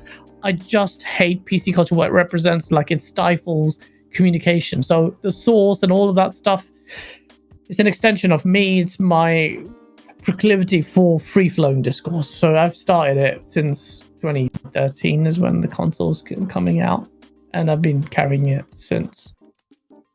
Okay. Well, no, I've stopped next gen, like start a bit, got very busy with work and relationships and all that, whatever, and then stopped. And when we did Game On Daily, started again. Asa said we don't need to do YouTube. How funny is that? I said we have to do YouTube, and then look at it. People only know us now already because of our YouTube content and Go Live and Source and all of that. Okay, so I want to hear from your side of the story. Like, how did you meet Asa? Because I already talked to Asa about how he met you. I want to hear from your side, your perspective. Because funny. You were the headhunter in this situation, right? Yeah, so I used to frequent a website called N4G, which was a news aggregation platform full of ponies. It was a massive pony fest. And I was the most infamous, if you ask people there, I'm the most infamous user on that site. Most infamous one. I was just like Xbox warring on N4G during last gen. Do you know how hard that is? How it was? It was so hard because Xbox was messing up. Yeah, I was there like console warring for Xbox whilst I did make this video, but I was still like, oh, what happened? Xbox and PlayStation got no games now. Oh, what's happened? Order 886 sucks. Where's your multiplayer and all this shit? But I met Asa on N4G, funnily enough. I was like, you're funny. Asa, I find Asa hilarious. I think Asa's sense of humor is so good and advanced and clever. It's very subtle. It's subtle. It's very subtle that people don't understand it. Sometimes it goes, well, a lot of the times it goes over my head. That's I was going to say it goes over my head half the time until I see somebody laugh and I was like, oh shit, that was a joke. That was a fucking joke. I'm Asa's biggest fan when it comes to his humor. I don't think people... I genuinely find him very funny, but his articles were even funnier, man. He did reviews for us, did reviews for Drive Club, and he did stuff like that. And then he did some like blog posts, like a podcast of us sitting around in our house. Like he wore a wig, he came around all the way to us, and he's so different. And then after a while, we looked at N4G, and I reached out to Asa. I'm like, Asa was saying we can do this but better. And I agreed with him because I had ideas as well. And then we just got together one day in Victoria Station in London in a pub somewhere. I got a Red Bull. I don't really drink. And he got a beer. And we sat down, had an idea of all these incredible plans, most of which didn't have come to fruition. And and the rest of it is history. We put our money where our mouth is and our brains are. And yeah, and then the journey has taken us here, which is very, very interesting and fun and hard. There are a lot of struggles. People don't understand. There's so much pressure. We have so much debt we need to settle. But it is what it is. In this space, you got so many fake people, man. Like, I just genuinely think me and Asa, we did this for Actually, real good reasons, man. Like actual for the community. Built it like no ads, everything, all of this shit for people. Like we believed in it. Like all these people like N4G with their ads and bullshit.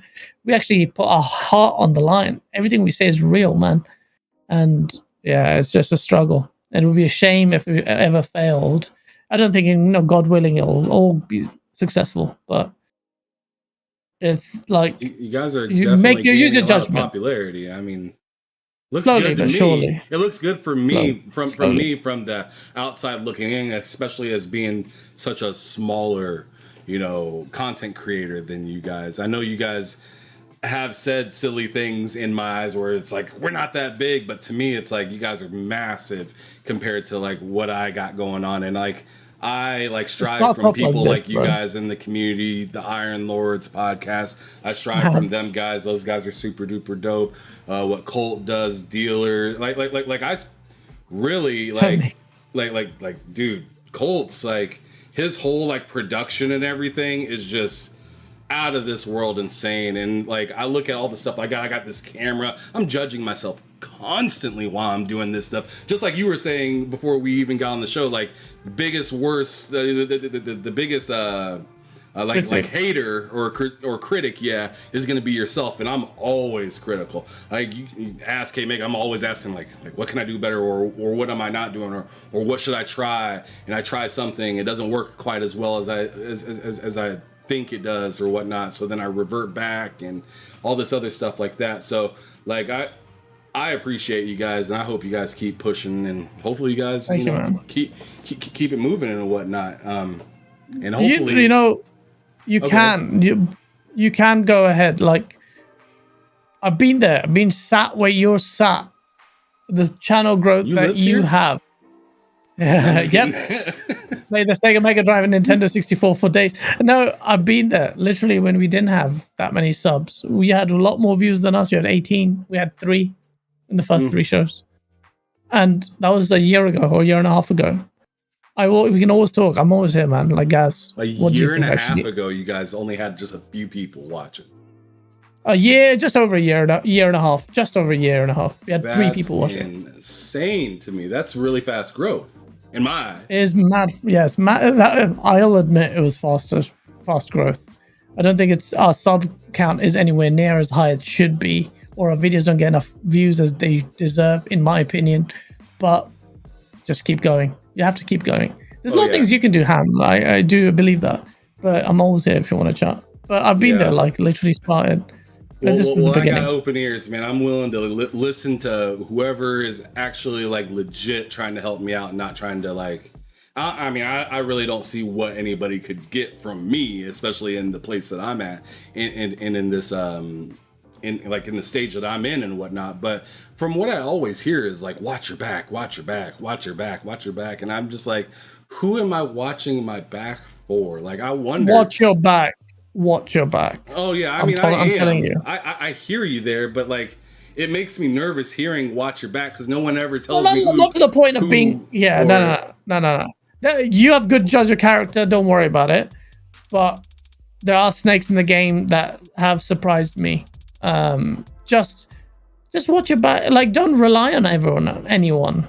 Just rely on yourself. Then you'll be fine. So the snakes come in and they reveal themselves. Like Tony Okami, you piece of shit. Hi, Isla. Isla was one of the first supporters of us. She was one of the 3 viewers because she's friends with Asa. Otherwise, she'd never watch us. Was at my last show. Isla, I know you. You would not support us if you weren't friends with Asa. I'm just kidding. She's lovely. But yeah, no, bro, just don't make it. Oh, don't overcomplicate things. But never rely on anyone else. Just do it yourself. Absolutely. So I do see your question from earlier, Mr. Joanna Dark. I will ask it here in a second, but I first want to ask you to explain the sauce. How did that come along? Like, how the hell did you decide to make these videos that are just goofy, crazy? They're wild or over the top. I even went on Gaming Beyond the Box with Wilmy Hood, and I've seen that sauce video that you threw on that he shows every week, and I'm just like, bro, like what the fuck is going on here? Like what inspired you to make that kind of stuff, bro?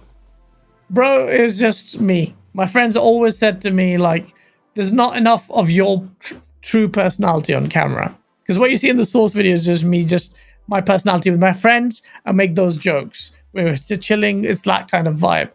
And the first source video I did, I was on the phone with Dealer and Cole, just driving as the news broke that Microsoft released a statement on Bethesda and exclusivity, and Phil Spencer on that, sitting down with those three.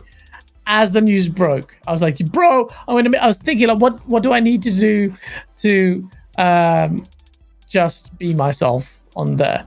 And you special Nick, you special Nick from Xbox Eras here. Give me shit. Yeah, imagine having it. And yeah, so I drove home. I'm screaming, acting like a fool. If you thought I act crazy in the source video, I was screaming like, yeah, I told you Bethesda's games are going to be exclusive to Xbox. Yeah, so I was like struggling to make videos, like, what kind of videos can I make? I need more my personality there. And then I just switched on the camera, first ever source video, completely just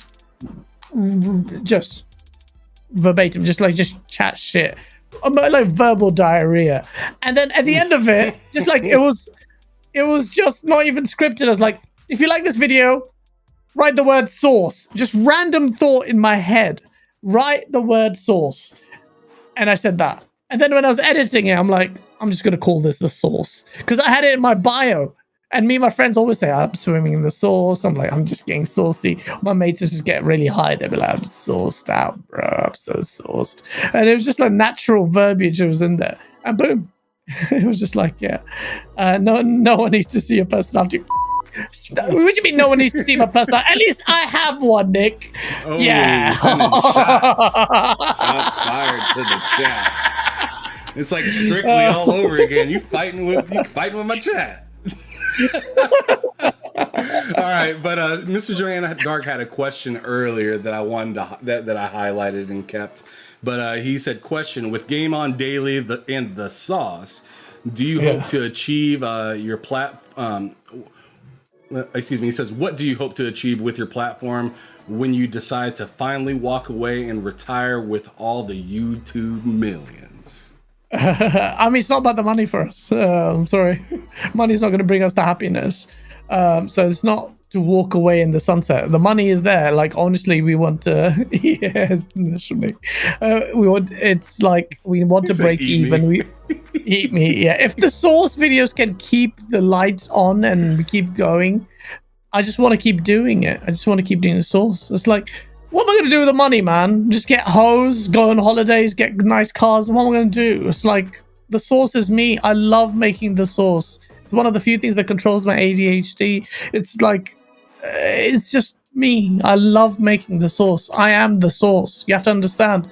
I am the source. I am the source. I just love it. I just love it. I was not going to take the money, man. That was deep. That was extremely deep. All right. So do you have like anything that you wish to achieve within it though? Like, if it's not about the money, and I assume it's about the passion and love for gaming, yes. But like, is there a moment within that time of where you're like, dude, I've reached what I wanted to reach, or I've reached the heights that I wanted to reach. There's nowhere else to go. If just saying that, but like, what do you plan on, like, or what would be like, I guess, a dream come true for you within that, within the space? I think one thing I'm really conscious of is that I don't think our videos garner enough views. I think I would love, in my head, the source is a movement. It's like a movement that represents a lot more than just console wars.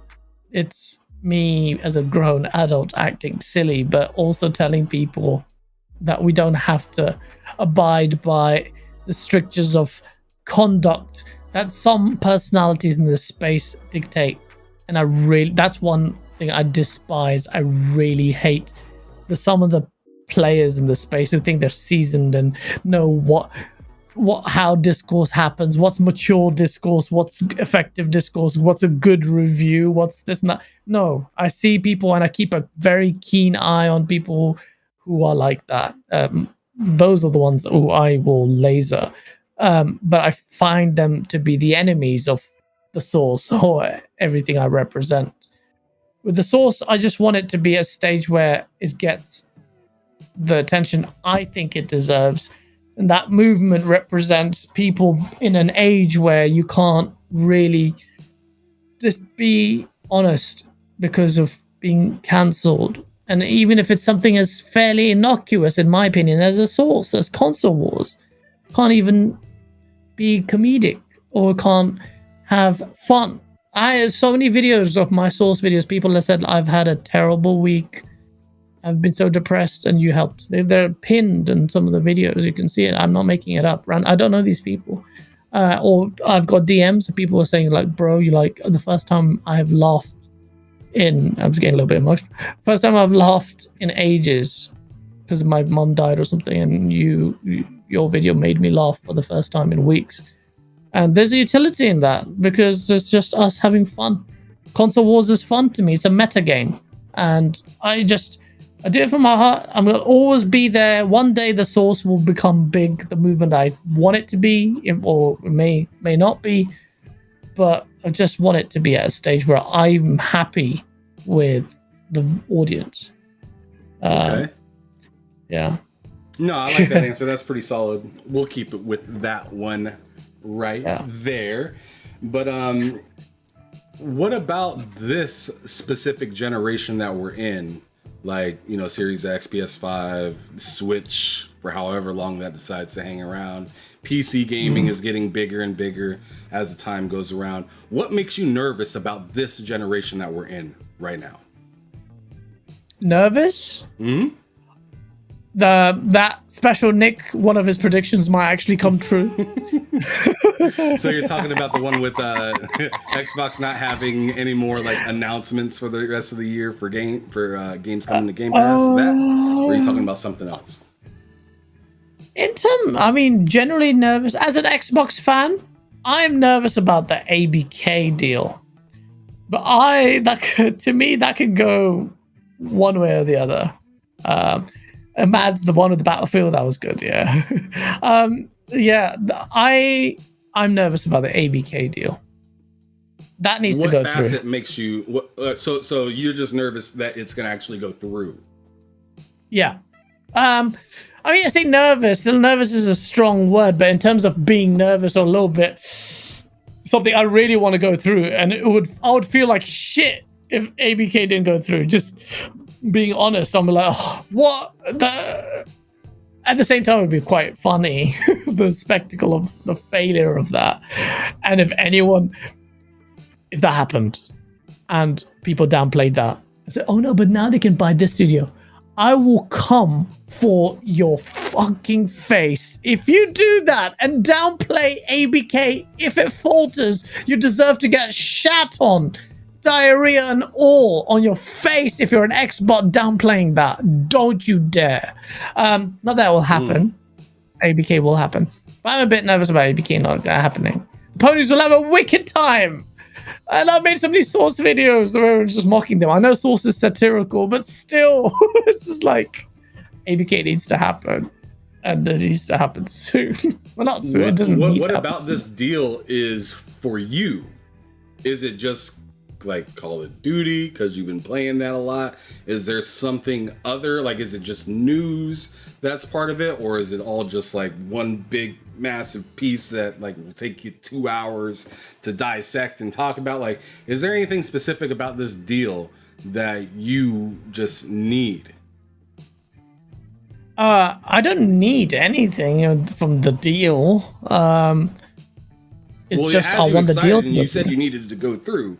So I said I want it to go through, and if it doesn't go through, then it's shit. Microsoft, like it's just like I'm a bit disappointed that Bungie are multi-platform. I really think it would cause a disruption in the industry if the ABK deal went through, because that puts a lot of pressure on Sony as the market leader to deliver. It's great for the industry. It's absolutely great for the industry. Don't even say consolidation bullshit to me, because Activision with Bobby Kotick is fucked. Like, their staff retention is terrible. Diablo got delayed. Overwatch became whatever the hell it's become free to play after being delayed multiple times. Activision needs the help. It definitely needs the help. And the prospect of Activision coming under the Xbox banner, and then hopefully one of their teams can fucking fix Halo Infinite. No, but there's a lot of potential there. Like, you've got a whole basically city's worth of talent, because there's like a city worth of 100,000, whatever, something staff or something stupid. And that would make Xbox a force with all that talent under this umbrella. Now, I know we keep saying that with ZeniMax and all of that. None of that's come to fruition because they mismanagement so many of their studios. But ABK does need to happen for the health of the industry. I really do think that. I think it will send a shockwave in the industry when it goes through. I think PlayStation will finally, well, they are perked up anyway, but then really feel the heat, and that competition will be incredible. Always a proponent for competition. That's why Bungie's games should be exclusive to PlayStation. So do you think that, like, if this ABK deal goes through, that Phil Spencer is just going to be standing on this podium like, now, darkness, the tables are turned. Doctor says. But I've watched that 1 trillion times. That's how you work your way into my heart. He's one of my top 5 human beings of life. He's my inspiration. Dave Chappelle is my inspiration. Love that dude. He's hilarious. He is like, in everything I do, like in the comedy side of things, I'm in awe of someone like him. Like, he is the number one, the GOAT of comedy, everything. Have you seen his recent one where he went to the school to give that talk on Netflix? It's on there. No, I haven't seen his most recent stuff at all. What? The last recent thing that I've seen, the last recent one that I seen was him when he was talking about the person that committed suicide. Oh, that was it. That's fine. That's the closer. That's the one. No. So he's recently, I'll check it out for you now. He recently went to the school that wanted to name the school after him. It's called. It's not the closer. What's in a name? Yeah. Speech to. What's the school? Because I always wanted to know. I always forget. What's in a name? It's called What's in a Name. But what's this school called? Sorry, the Duke Ellington School of Arts. Man, that guy, at the end of it, he goes, and he says this, I rate him so much for this. He goes, listen to me, I am the best in the game. No one is good as me, and you won't get anyone as good as me for at least another 20, 30 years. You just won't. And he says that with honesty, not with pride. Well, sense of pride, obviously, there will be. Can't divorce the pride there in the statement like that. But it comes from, like, being a true master. I was taken aback by that because it's true. It's true. And I want to be something like that in the gaming space. I know it sounds a little bit above myself, a station, to even suggest that I'm my name in the same breath as Dave Chappelle. But I do think if I was in a room with him, I could make him laugh. That would be. I would cry happy tears if I made him laugh in an encounter with him. I really love him. I genuinely do. He is my inspiration for everything in this space. All right. Well, now let's talk about the duo that is, or, I mean, technically you got more than 2 people that are working, at Game On Daily, but let's talk about the dynamic duo that is you and Asa. Like, what in your mind makes you guys so dynamic? What makes you guys work, tick, bounce off of each other, stuff like that? Ace is very different. Ace is very technical. He knows his shit. Like, go live, the stream, and all the things he does at the same time. I can't do that. It wouldn't be the quality is because of Ace's ability to do that, all of that on the fly. So Ace says that not just, and he's technically proficient. Also, Ace is very intelligent. Very intelligent, not in the computing stuff. You should hear some of his stuff, but also with his takes. He's diligent. He's a diligent person. Like, he says stuff, and you can tell he means exactly what the fuck he's saying. And it's up to you to understand it. It's up to you to understand it. But continue. Absolutely. Yeah, no, absolutely. You're right. You hit the nail on the head there. And when Asa talks, I listen. And he talks very little because don't let him. No, but because he shuts the conversation down, honestly. Like, for the dynamic, like when a guest's there, Ace is the one to always should be the last person to talk because he will sum up, and yeah, sometimes he doesn't sum up the conversation because then he makes everyone realize the error of their ways. I mean, it's not infallible. It's not like he doesn't have bad or wrong takes, but at the same time, he's very intelligent. And then the energy of Ace has this dry sense of like very sarky kind of humor, brilliant sense of humor, which I really love.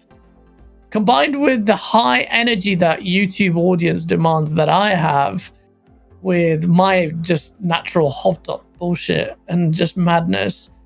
It's a weird combo.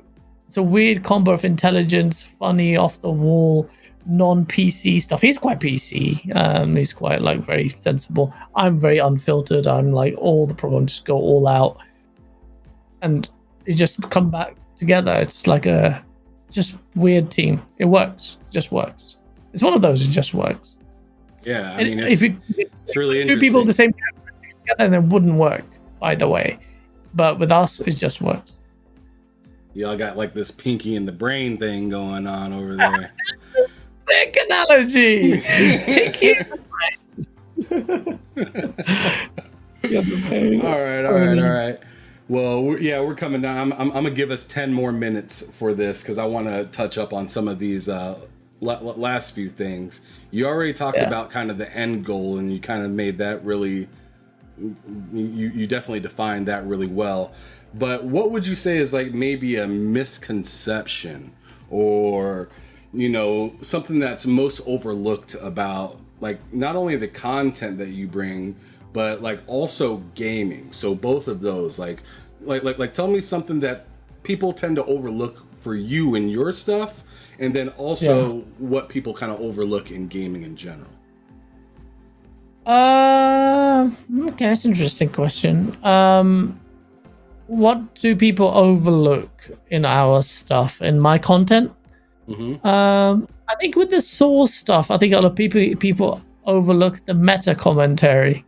There's a meta commentary in a lot of it where I'm making fun of myself that people don't understand. They seem to take it at face value, and I don't think people understand that. And it speaks to clickbait, how I use clickbait, how the article and my face, the thumbnail, the structure of clickbait, because that's what people do on YouTube. They have stupid face with a stupid expression. I don't feel like explaining the craft because I feel like that kind of loses but I'll explain it here. And I'll only do it here. Like, it's like explaining a joke really, but you don't want to do that. But like my thumbnails, very clickbait. They're designed for clickbait because you want people to click your content.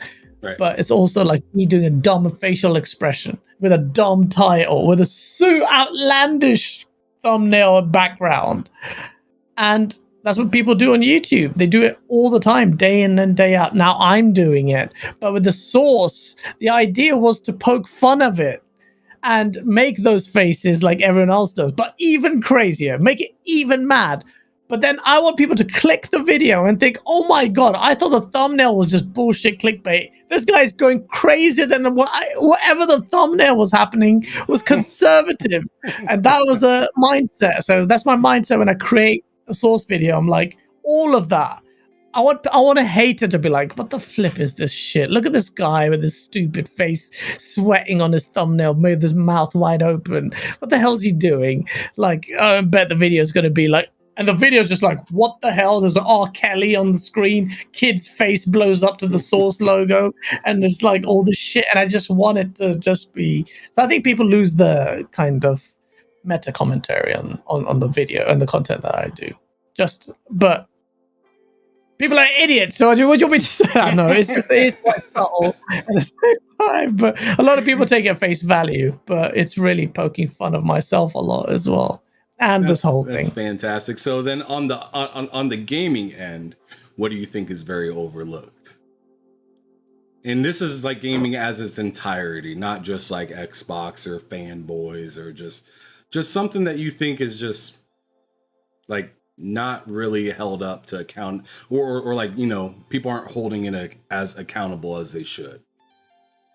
Holding something in gaming to account as they should. That's an interesting question. I'm sure a better answer will be forthcoming if some serious thought goes into it, because that's a good question, quite a deep one. It depends on what gaming is to everyone. Gaming is something different to everyone. So what may be overlooked to me may be something that's negligible to someone else or they don't care about. Okay, let me tighten it up then. For somebody that's as deep into gaming as you, so let's like completely take casual off the table. All right. Okay. And let's talk about people that are doing this content creating. People that are like pro gamers. Like how or what do you think that they are kind of overlooking with, you know, the tides constantly changing in gaming? Because I mean, you look 20 years, 30 years ago, gaming is not even in the same realm as it once was. I mean, you go about 25 years ago, I mean, a lot of games were side scrollers. Yeah. Right? Okay, continue. I think I've got an answer for that. I think people are overlooking what gaming is today. And it's gaming today, the attitudes of, remember, a few years ago, like a few generations ago even, we were the nerds. It's not something you would mention. I was weird, actually. I went to sixth form class. I got expelled from my school, went to another school, and the first thing I did was hand over Quake 3 CDs to random people. I'm like, do you play Quake? Could you want to join my Quake clan? Here's this free CD, burnt CD for Quake. Slightly different. Went on a tangent. But that was weird. That was perceived as weird. Everyone's like, what the hell is this guy? This guy looks like a freaking freak. He's giving me video game CDs. A few years ago, gaming was just you were the outlier there. It was the nerds. It was your ultra nerds. And I think people overlook today that all our passion, we were just ahead of the game. We recognized, it's kind of ratified everything that we said, because we were ahead of the curve 3 decades ago. Well, way ahead, maybe 4, depending on how long gaming was. We were way ahead because we clocked what gaming is.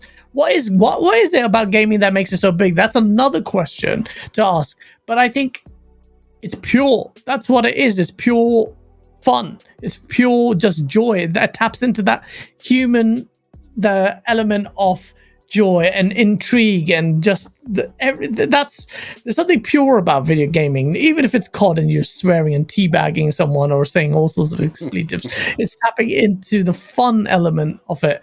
And we recognized that 30, 40 years ago to the point where that's our primary entertainment. We're sucked into the worlds. It's like movies and books, escapism, but that you can interact with. And I think like that's what makes gaming beautiful. That's what makes developers who can translate these crazy thoughts into not just moving pictures or ink on a page, but things that we interact with and often create our own stories. That's it. That's what people are realizing finally after like everyone's a gamer now. Not I can mention to chicks if I'm dating, I could say that. I'm like, yeah, I play games. Like I just do that. I do a video content creator. To a gen last gen maybe, even if I said that. Pretty sure my ex did know I did play it, but she was still like, it's a bit weird. Now I'll be like, yeah, I have a podcast to talk about video games. And they're like, oh yeah, you Twitch? You'll do this. Like, they'll know the names. I'm like, all right. Show me your ass. No. Show me your dick. I want to see it. What? What? Wait, man, is that floats your boat? That floats your boat. I'm talking. What?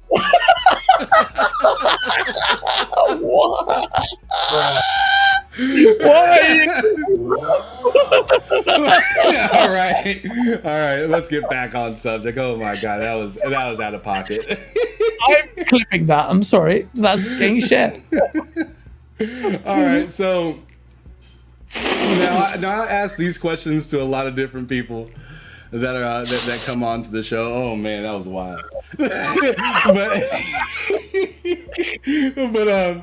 but what gaming genre does GAZ just not fuck with at all? You can't.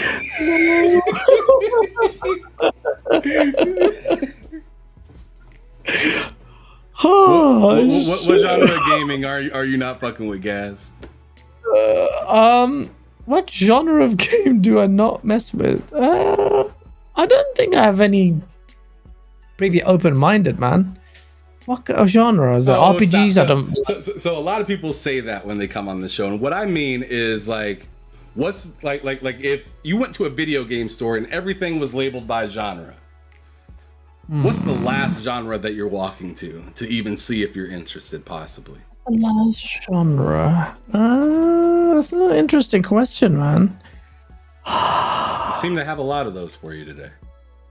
Yeah, no, you have good questions. Like, what's the last genre there? I like my games fast-paced, and first-person shooters are my favorite, so that's my number one.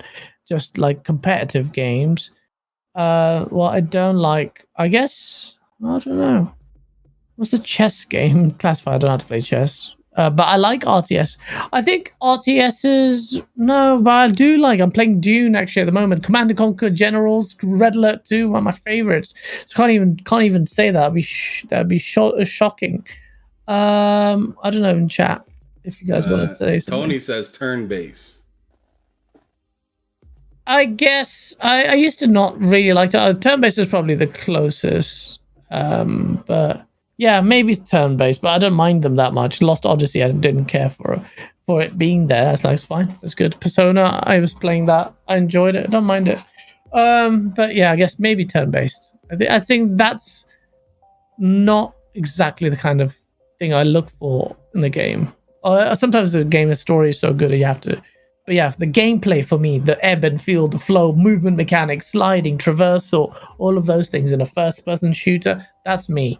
So yeah, I guess turn-based. That's a good one. For the first time in his life, Tony Kami has contributed to society. There you go. Good job, Tony. You're a good guy. Very good. He is funny.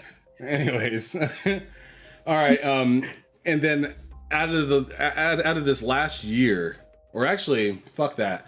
Let me ask you, like, what are a few games that you absolutely fucking hate? Like, you just don't like them. Like a specific game? Yeah, like specific games that you're just like, I threw that in, and then I immediately realized I wasted my money. I haven't felt that strongly. Hate is a strong word. You deal with only a Sith deals with the absolutes there, Ham. But I'll tell you the game that I actually pissed me off at how terrible it was compared to how good it should have been. Isn't Halo? It should be. It was the Order 1886. That genuinely pissed me off when I played it. It was like, yeah, because the game was visually impressive, voice acting stellar, everything set pieces, even potential story, but everything else just was poor. It's like, why is this game so poor? Who sat in this room or the boardroom just decided this was a good idea? That game, genuinely, people thought I was an Xbot for hating it, but that kind of cemented my kind of hatred for something like Sony. Would you give this a pass? It's like, this is so just surface level with no substance. And I know some people actually like the game, and I can kind of see it, but it's like, nah. I want to go hard on the developer for that. Like, because he was really defending for his name, but he was like damage controlling and just like, oh, this is a great review, and it was a 9 out of 10. Like, this guy gets it. I'm like, and I went at him. I was like, shut the flip up, man. You don't get it. The review scores are right. Like, what? I would sat down in a room and said, explain this to me. This third Lycan boss battle, same QTEs. You thought this is a good way to end the game? What am I doing here on this airship? Pressing triangle? Why? That's my interaction in the game. What about your AI? They're literally just coming down. Or you put me in a classic scenario where multiple mobs are coming out through the doors. Same thing. This is how many gens ago were we used to this? Stealth section. One of the worst stealth basic sections in the gaming. I remember that. I'm like, this, you had to go around, and just like the AI was like back to Metal Gear Solid 1. They had this little sight line.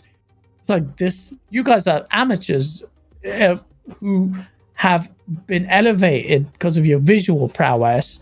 Everything else was bad. And I know, like, I can't make games. Well, I haven't tried, but I the sheer talent that you need to create a game, I don't even know how these guys do it. But that was bad. There's such a disparity in your visual quality and storytelling and voice acting, all the graphics, visuals, everything. And then you have this petri dish level gameplay. Like, what the flip was that? Sorry, that's very long-winded. This is why Ace has to interrupt me. It's ADHD. There you go. I love to let people just, go on ahead and say what they got to say. Get it off your chest, because I asked you the question. I want the full goddamn answer, and that's what you gave to me right there. But Fark you in the chat says, my hate was Pimp My Ride for on the 360. Can't believe I wasted my money on that BS. Years ago, one of the worst games I've ever played. Just check meta. It's at 38. God damn. It got lower than Crossfire X, and that to me was one of the worst games that I've had the chance to play. I haven't even played that terrible.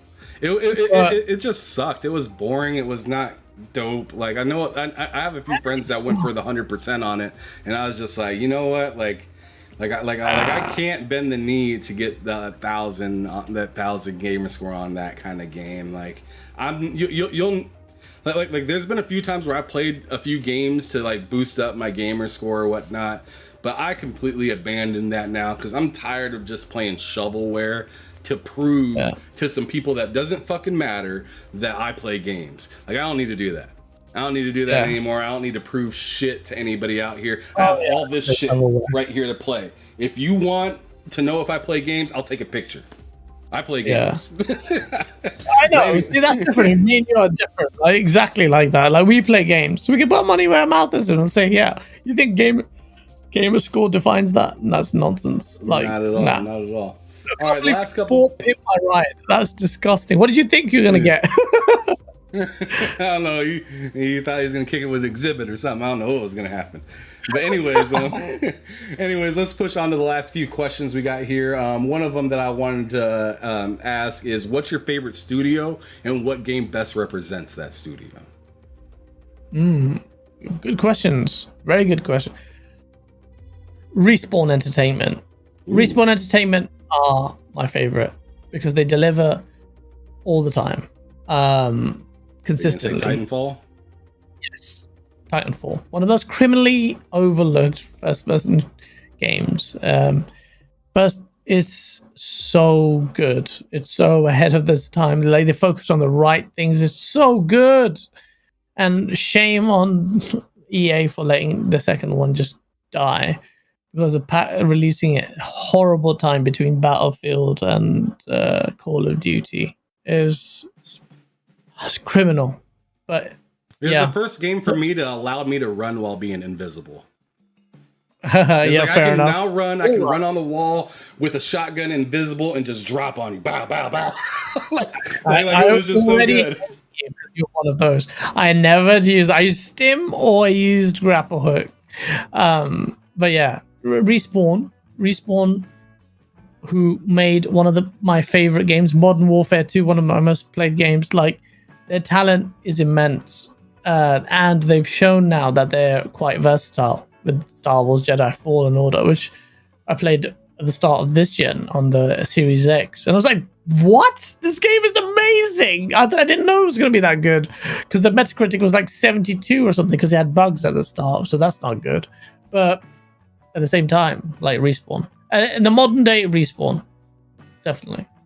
And then after that, Rockstar. But they haven't done anything for a while. I mean, GTA 5, they just came out with that, right? I know, yeah, 2 gens ago, which is so incredible that it still has legs. So yeah, Rockstar after the fact. But then, yeah, I have some concerns. But yeah, let's see. Yeah, Respawn for me. Fantastic. All right. Risk it for the biscuit. What's up, brother? I was just on his podcast this last Friday. It was fantastic. Had a fun time with him. Jedi Knight Peter, Doom Cutie, which I had her episode on here last Tuesday, and also Infinite Umbra. Can't forget about my brother Umbra. He's a dope dude in the community. I love Umbra, actually. I just love his vibe.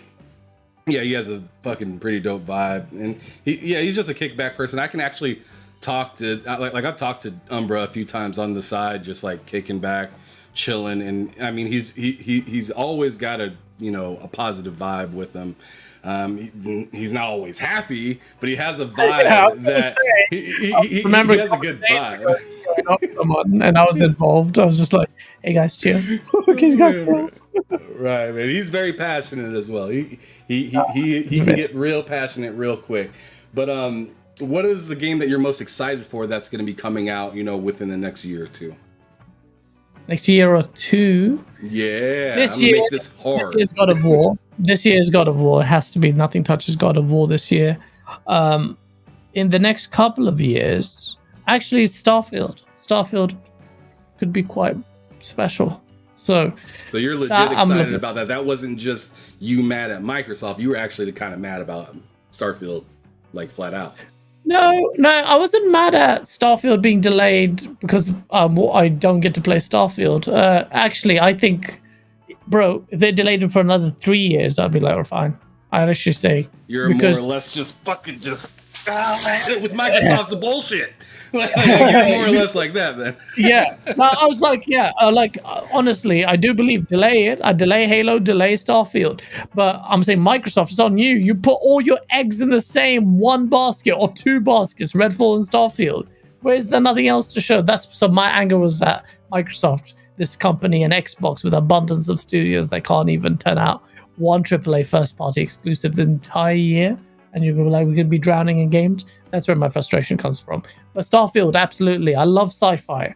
My ideal game, if I built it, would be a space. It would be Mass Effect MMORPG, where you can go mixed with Starfield and No Man's Sky, with the whole cities. Basically, that. So Starfield for me is the game that I'm genuinely most excited for, as far as I can think of, unless there was a Titanfall 3, which there isn't.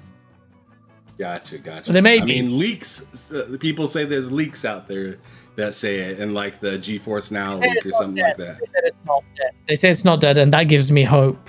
Titanfall 3, I don't know what they'll do with it, which game engine they'd even employ actually for that one. But Starfield. What about you? For me, I mean, I'm right up there with you on the whole Starfield thing. If I'm looking further down the road, though, even than that, I'm really interested in, I mean, I know a lot of people say, oh, you shouldn't be hyped about something you haven't seen or whatnot, but I don't give a fuck. I'm a little hyped to hear about or to see more about and to eventually play Wolverine for PlayStation. Yeah, fair enough.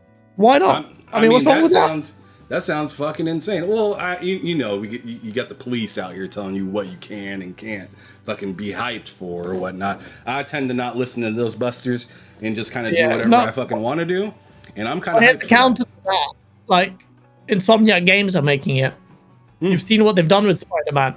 Now imagine the potential of a less open world, tightly scripted game with masses of violence, with Wolverine, with that visual fidelity and their quality and legacy, and Ratchet and Clank, and that's it.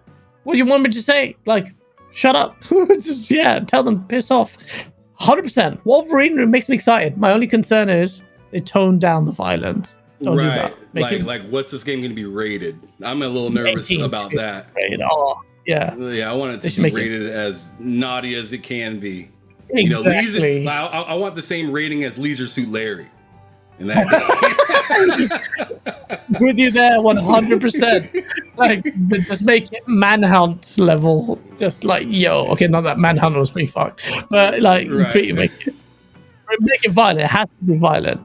Something I'd really like to see is because I recently just played Ghost Recon Future Soldier. Oh yeah. I would love for Ghost Recon to stop the Ubisoft bullshit with these crazy big ass open worlds, and let's go back to like what Future Soldier was, where you can have like that time bullet with you and your like buddies and whatnot. You guys all aim in that one person, and then you're like 1, 2, 3, shoot, boom, and it does like the slow mo. Ghost Recon Future Soldier was amazing. I'll tell you. Well, yeah. Actually, I was going to say another game. But no one's actually going to know about it. It has nothing to do with the Ubisoft. Do you ever play Freedom Fighters?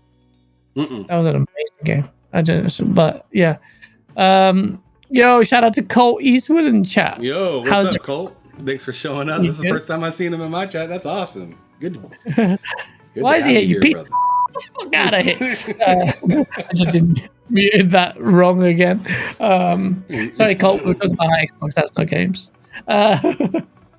Yeah, but that game was fantastic. But now I'm at the very last question, or technically it's 2 questions smushed into one, just to kind of save time. But what is the most frustrating thing to you about gaming as a whole? And then also, what would be a dream come true for you in gaming? Now, because earlier I asked you what would be a dream come true for you within your own business and your own content and whatnot, but now I want to know what would be like a dream come true to you specifically in just gaming. So both negative and positive. We're going to end it with the positive, hopefully. Negative in gaming, as content creator, or just video games? This is just in gaming. So all of this is just in gaming for both questions. Yep. You have asked some very good questions there. Quite broad ones, but also ones that require a lot of thought. What do I dislike or in gaming, like video games today? I dislike, and this may be as a result of this whole the way posturing or positioning gaming to services maybe, is how piecemeal some of the content is. You don't get a totality of experience. Elden Ring was a breath of fresh air, a game I haven't actually completed, but I feel a bit concerned about how in the breadth of content people think like chuck loads of quests in a game and that's great, and I'm like nah, I want a full experience, and I find that those are a little bit more rare.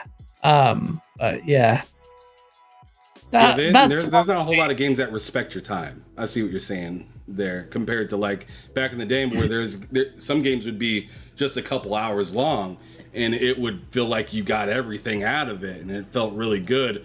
But now it kind of transitioned to this point where there's just there's a lot of games that feel like they're fucking never ending, kind of like a lot of Assassin's Creed or Ubisoft games just in general.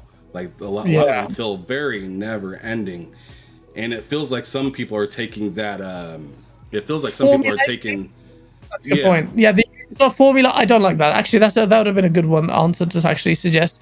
That's really bad. I think that the Ubisoft's formula is just dire, needs to go. Colt makes a good point. Dislikes unfinished rushed games. I find that I really hate that. Well, I don't think you would have had that long of a rant about Halo if it would have just came out done, right? Colt, brother, he went in on Halo for like 20 fucking minutes. Like he was on a rampage. I had to just I was right here just taking a mental nap while I just let him just go at it because bro destroyed it.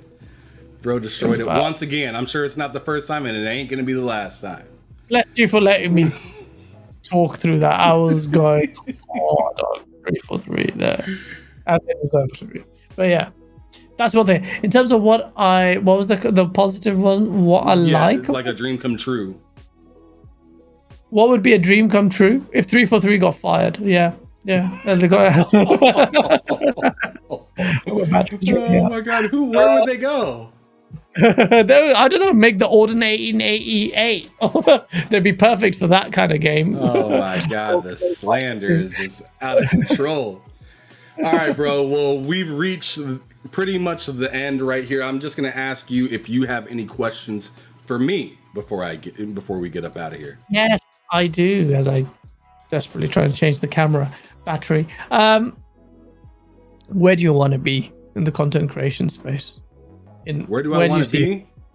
Yeah. I see, or I want to be able to, or actually, I see it, but I'd like it to be something like Paris, something that like what Paris does and whatnot. Paris and Lily? Yeah, Paris. You just want to get free stuff and not have a opinion that's worth much. Oh man, shots fired. I'm joking. No, but I just like the way that Paris conducts himself in the. What I like about Paris is that he's very unapologetic in the way that he feels about things, and like, I mean, I personally see it that way. Like, he's willing to straight up, be happy with PlayStation games, be happy with Xbox games, be willing to play whatever and still, work with other people and stuff like that. And I mean, I kind of like that. There's definitely some things that I don't exactly. The free stuff, yeah, that's what you like. I mean, that's really cool and whatnot, but like, it'd be cool to be able to like do, bigger shows with people and stuff like that. Be able to have, more names on here, I'm gathering that now, kind of a little bit, but I just want to be more, seen bigger for it. Yeah. It's essentially bigger with that kind of stuff. Like here this Thursday, I got Zachary Ryan coming on, which is the lead community producer at Twitch. Here in about like a month or so. Here in about a month or so, I got Jerry. I got Jerry Hook coming on. He used to work on Halo. So I mean, wow. I want to be able to have more people like that of that stature on here, but I also still want to. And this is something that I don't think Paris does as much as I'd like him to. But I want to be able to. Paris doesn't do what you're already doing. Right. And this is what I mean. Like, I want to still be able to. I want to talk to those big guys, right? I want to talk to these developers, these pro gamers, and all this stuff. But I also still want to be able to talk to the regular gamers and stuff like that as well. Like I have people on here just as much as I have people that have bigger names in the community that are like a couple hundred followers, maybe even less than that on Twitter and like YouTube and stuff like that, just to help them get their name out there. I just want to be like that, place where people can go to learn about somebody, or to see where they came from, or see where they came from, and that's stuff what like you're that. Doing now. Mm-hmm. You're doing that now. I just want to do that on a larger scale. Absolutely, you're doing it, and bro, that's literally what we're trying to do. Everything but larger and larger. And you're doing a great job. And I'm not having a go at Paris. I find the reference to him weird because he postures for the corporations, and but what he does do well is he made it in the limelight, and he does a really good show, like on stage and stuff. That's where I thought you'd go with Paris Lily, but instead you said on his view, and he doesn't hold back. But I don't think that's the case. I think he does hold back. I think he does do a lot of posturing for corporations. It's not. I mean, I'd say this to Paris, by the way. If you're sitting next to me, I'd like to meet him. Yeah, I would say to him. I was like, bro, like, that's you, man. You always gatekeep discourse. He always does that. But my advice, well, that's a bit fucking. I guess what I'm saying is I want to be just a more open version of what he like kind of represents a little bit. Yes. Oh, so I'm an idiot. In fact, you gave me 2 clear examples of that, like smaller content creators and big ones. But you're doing it now, bro. If you have 200 people, then you have Cole Eastwood or whatever, then you're going to have more. You're doing it now. I just got to keep doing it. My only suggestion would be just up the quality in terms of like, even, a lot of people give me shit advice, by the way. You know, on YouTube, say, don't worry about your setup. I think it's important. Audio, dealer told me, is 100% right. Get audio right. Get the lighting right. Get an LED light. It's like £12 from Amazon or $12. That kind of stuff. And then people like just that's it. Everything else, your personality, everything is fine. So you've got something most people don't even have, in my opinion. And you're ready to go. Balls, personality, just a good person. Just that's it. You're doing it, man. I don't have to mimic other people. You can look at them, obviously, for inspiration, in my opinion. But yeah, hard work, fuck you, is right. It's right. Hard work pays off. It will pay off, and you'll have to work harder than you think you really should have to get where you are. But that's part of the game, man. I break my balls. I know my lighting right now is absolutely shit. I just moved here like a couple weeks ago, but even in my older, I saw that. Yeah. You were like miles away. I'm like, this guy's practically in another room as he's talking to people. They just lean back like this. That's what I remember. Like, yo, I'm Hamza. What's up, guys? Today we're talking about. Hey, man. Yeah, that's how I imagine you were. Your old shows. Yeah. 2 LED lights on each side for $30, and you'll look nice on camera. Yeah, he's right. Lighting is everything, and I haven't perfected it. I never even thought of that. That's fantastic. Thank you, Cole. I appreciate that, and I mean, I appreciate all like criticism, helpful advice, all of that stuff. I mean, if it makes me better, I want it. You know what I'm saying? It might hurt sometimes hearing it, but bro, it is what it is. No, just got to take it, bro. We get it all the time. Dealer, what is to go like that was shit, or sort this out, blah blah blah. Colt is lovely. Yours don't throw away, man. If you ever want to have a chat about anything, there's lots you can do. They've got a wicked setup there. There's loads of things you can do already. I can see it right now where I could maximize that. Visual impact is very easy. Yeah, very important in my opinion, because it makes it more easy to digest the content. People will focus a lot more on you, despite the fact that you're lighting up your surroundings and not necessarily yourself, although you will because of the lighting. But we can talk about that. So it's good. So you want to be bigger, doing what you're doing. You will be there. God willing, you'll be there. Just got to keep pushing, and you'll be there. Yeah, and I also want to drag my brother Loke with me, man, because he's a big reason why I started this. Yeah, he lives all the way out in Mozambique, Africa, and he's written a few articles for IGN Africa. Really cool dude. Love him to death. But yeah, I mean, he's been a big reason why I started this, because I always wanted to have one other person to get on this kind of shit with, and he actually latched on, and with being so far away and the limited kind of stuff that he has, he's always there no matter what. Like, yo, we need to hit this call right now, he's there. Yo, we need to make this space right now, he makes it. He's very reliable, and I like that guy a lot. I want to drag him wherever I go, and hopefully he feels the same about me. I'm sure he does. That's very nice of you to think that selflessly. And yeah, absolutely. All right. Well, the last thing I'm going to ask you to do, very last thing before we go on ahead and, I have you do your little, you can find me at whatever, blah, blah, blah. But, but anyways, I want you to describe gaming in just 3 words. Saucy. I had to put this on. Be criminal if I didn't say anything. Saucy,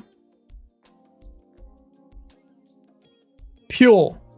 I think there's a purity there. So with gaming, which I mentioned earlier. So saucy, because it's I have to say the word sauce. Pure and just fun. It's just fun. Gaming is fun. That's like the definition of fun to me. It's like everything from serotonin release, everything is just fun. All right. So saucy, pure, and fun. That's how GAZ likes to describe gaming in 3 words. Brother GAZ from Game On Daily. Let everybody know where they can find you. It's www.pornhub/. There we go. PlayStation Domination. Game On Daily. It's gameondaily.com, Game On Daily all word on YouTube, and Gaz on Daily on Twitter. Thank you, man. I had a lot of fun, man. Good. I'm happy you did. And then you guys also know that you can find me here every Tuesdays and Thursdays behind them sticks, and then bullsitting with me, Cozy Beluga, and Loke 7 on Fridays. And then, yeah, just make sure you guys come back for some more of this. Hit that like button if you if you enjoyed this content. Hit the subscribe button if you would like to see more, and ring that bell if you want to stay notified for when my content goes live. As of later on this week, I got Zachary Ryan coming in, as I said, lead community producer at Twitch, lead tit. Anyways, and then yeah, so yeah, we got more content coming up for you guys. I appreciate every one of you for coming in and listening to this interview here today. But as I like to say, keep it gaming or keep it moving.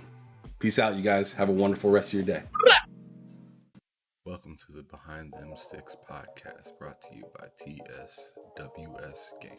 Come and talk to me, Lennard Ray. Come on. Come and talk to me. I just wanna have a conversation. No, I'm not your type of baby. Listen, I'm just saying we can rule the world, just me and you. If you were playing, won't you take a chance with me and have that conversation? I just wanna have that conversation with you. Come and talk to me. I just wanna have that conversation with you. Look, see we vibing and you know it's true. Baby, what it do? Do for me and I'ma do for you. No doubt about it, boo. See, I'm a Midwest king, looking for myself a queen. Ready to chase a dream with a dope self-esteem. You find it in all I know, and that's for real. You get to shaking that ass on the floor, and I see what's real. No disrespect, I just tell it like it is. Do you ever want some kids? What your ultimate goals? Maybe I can help with those. The mo was broke when he made you a blessing. You looking like a whole buffet, and I need some seconds. You say you had promiscuous ways, that was back in the day. I'll be alive, I say I did it. That shit was a phase. So baby, take this journey with me. You can pick the time and place, this nigga isn't picky. Smile on your face, I know the deal. Sign and deliver after seal. I can see it in her eyes, this one right here for real. I just wanna have a conversation. No, I'm not your type of baby, listen, I'm just saying we can rule the world, just me and you if you were playing. Won't you take a chance with me and have that conversation?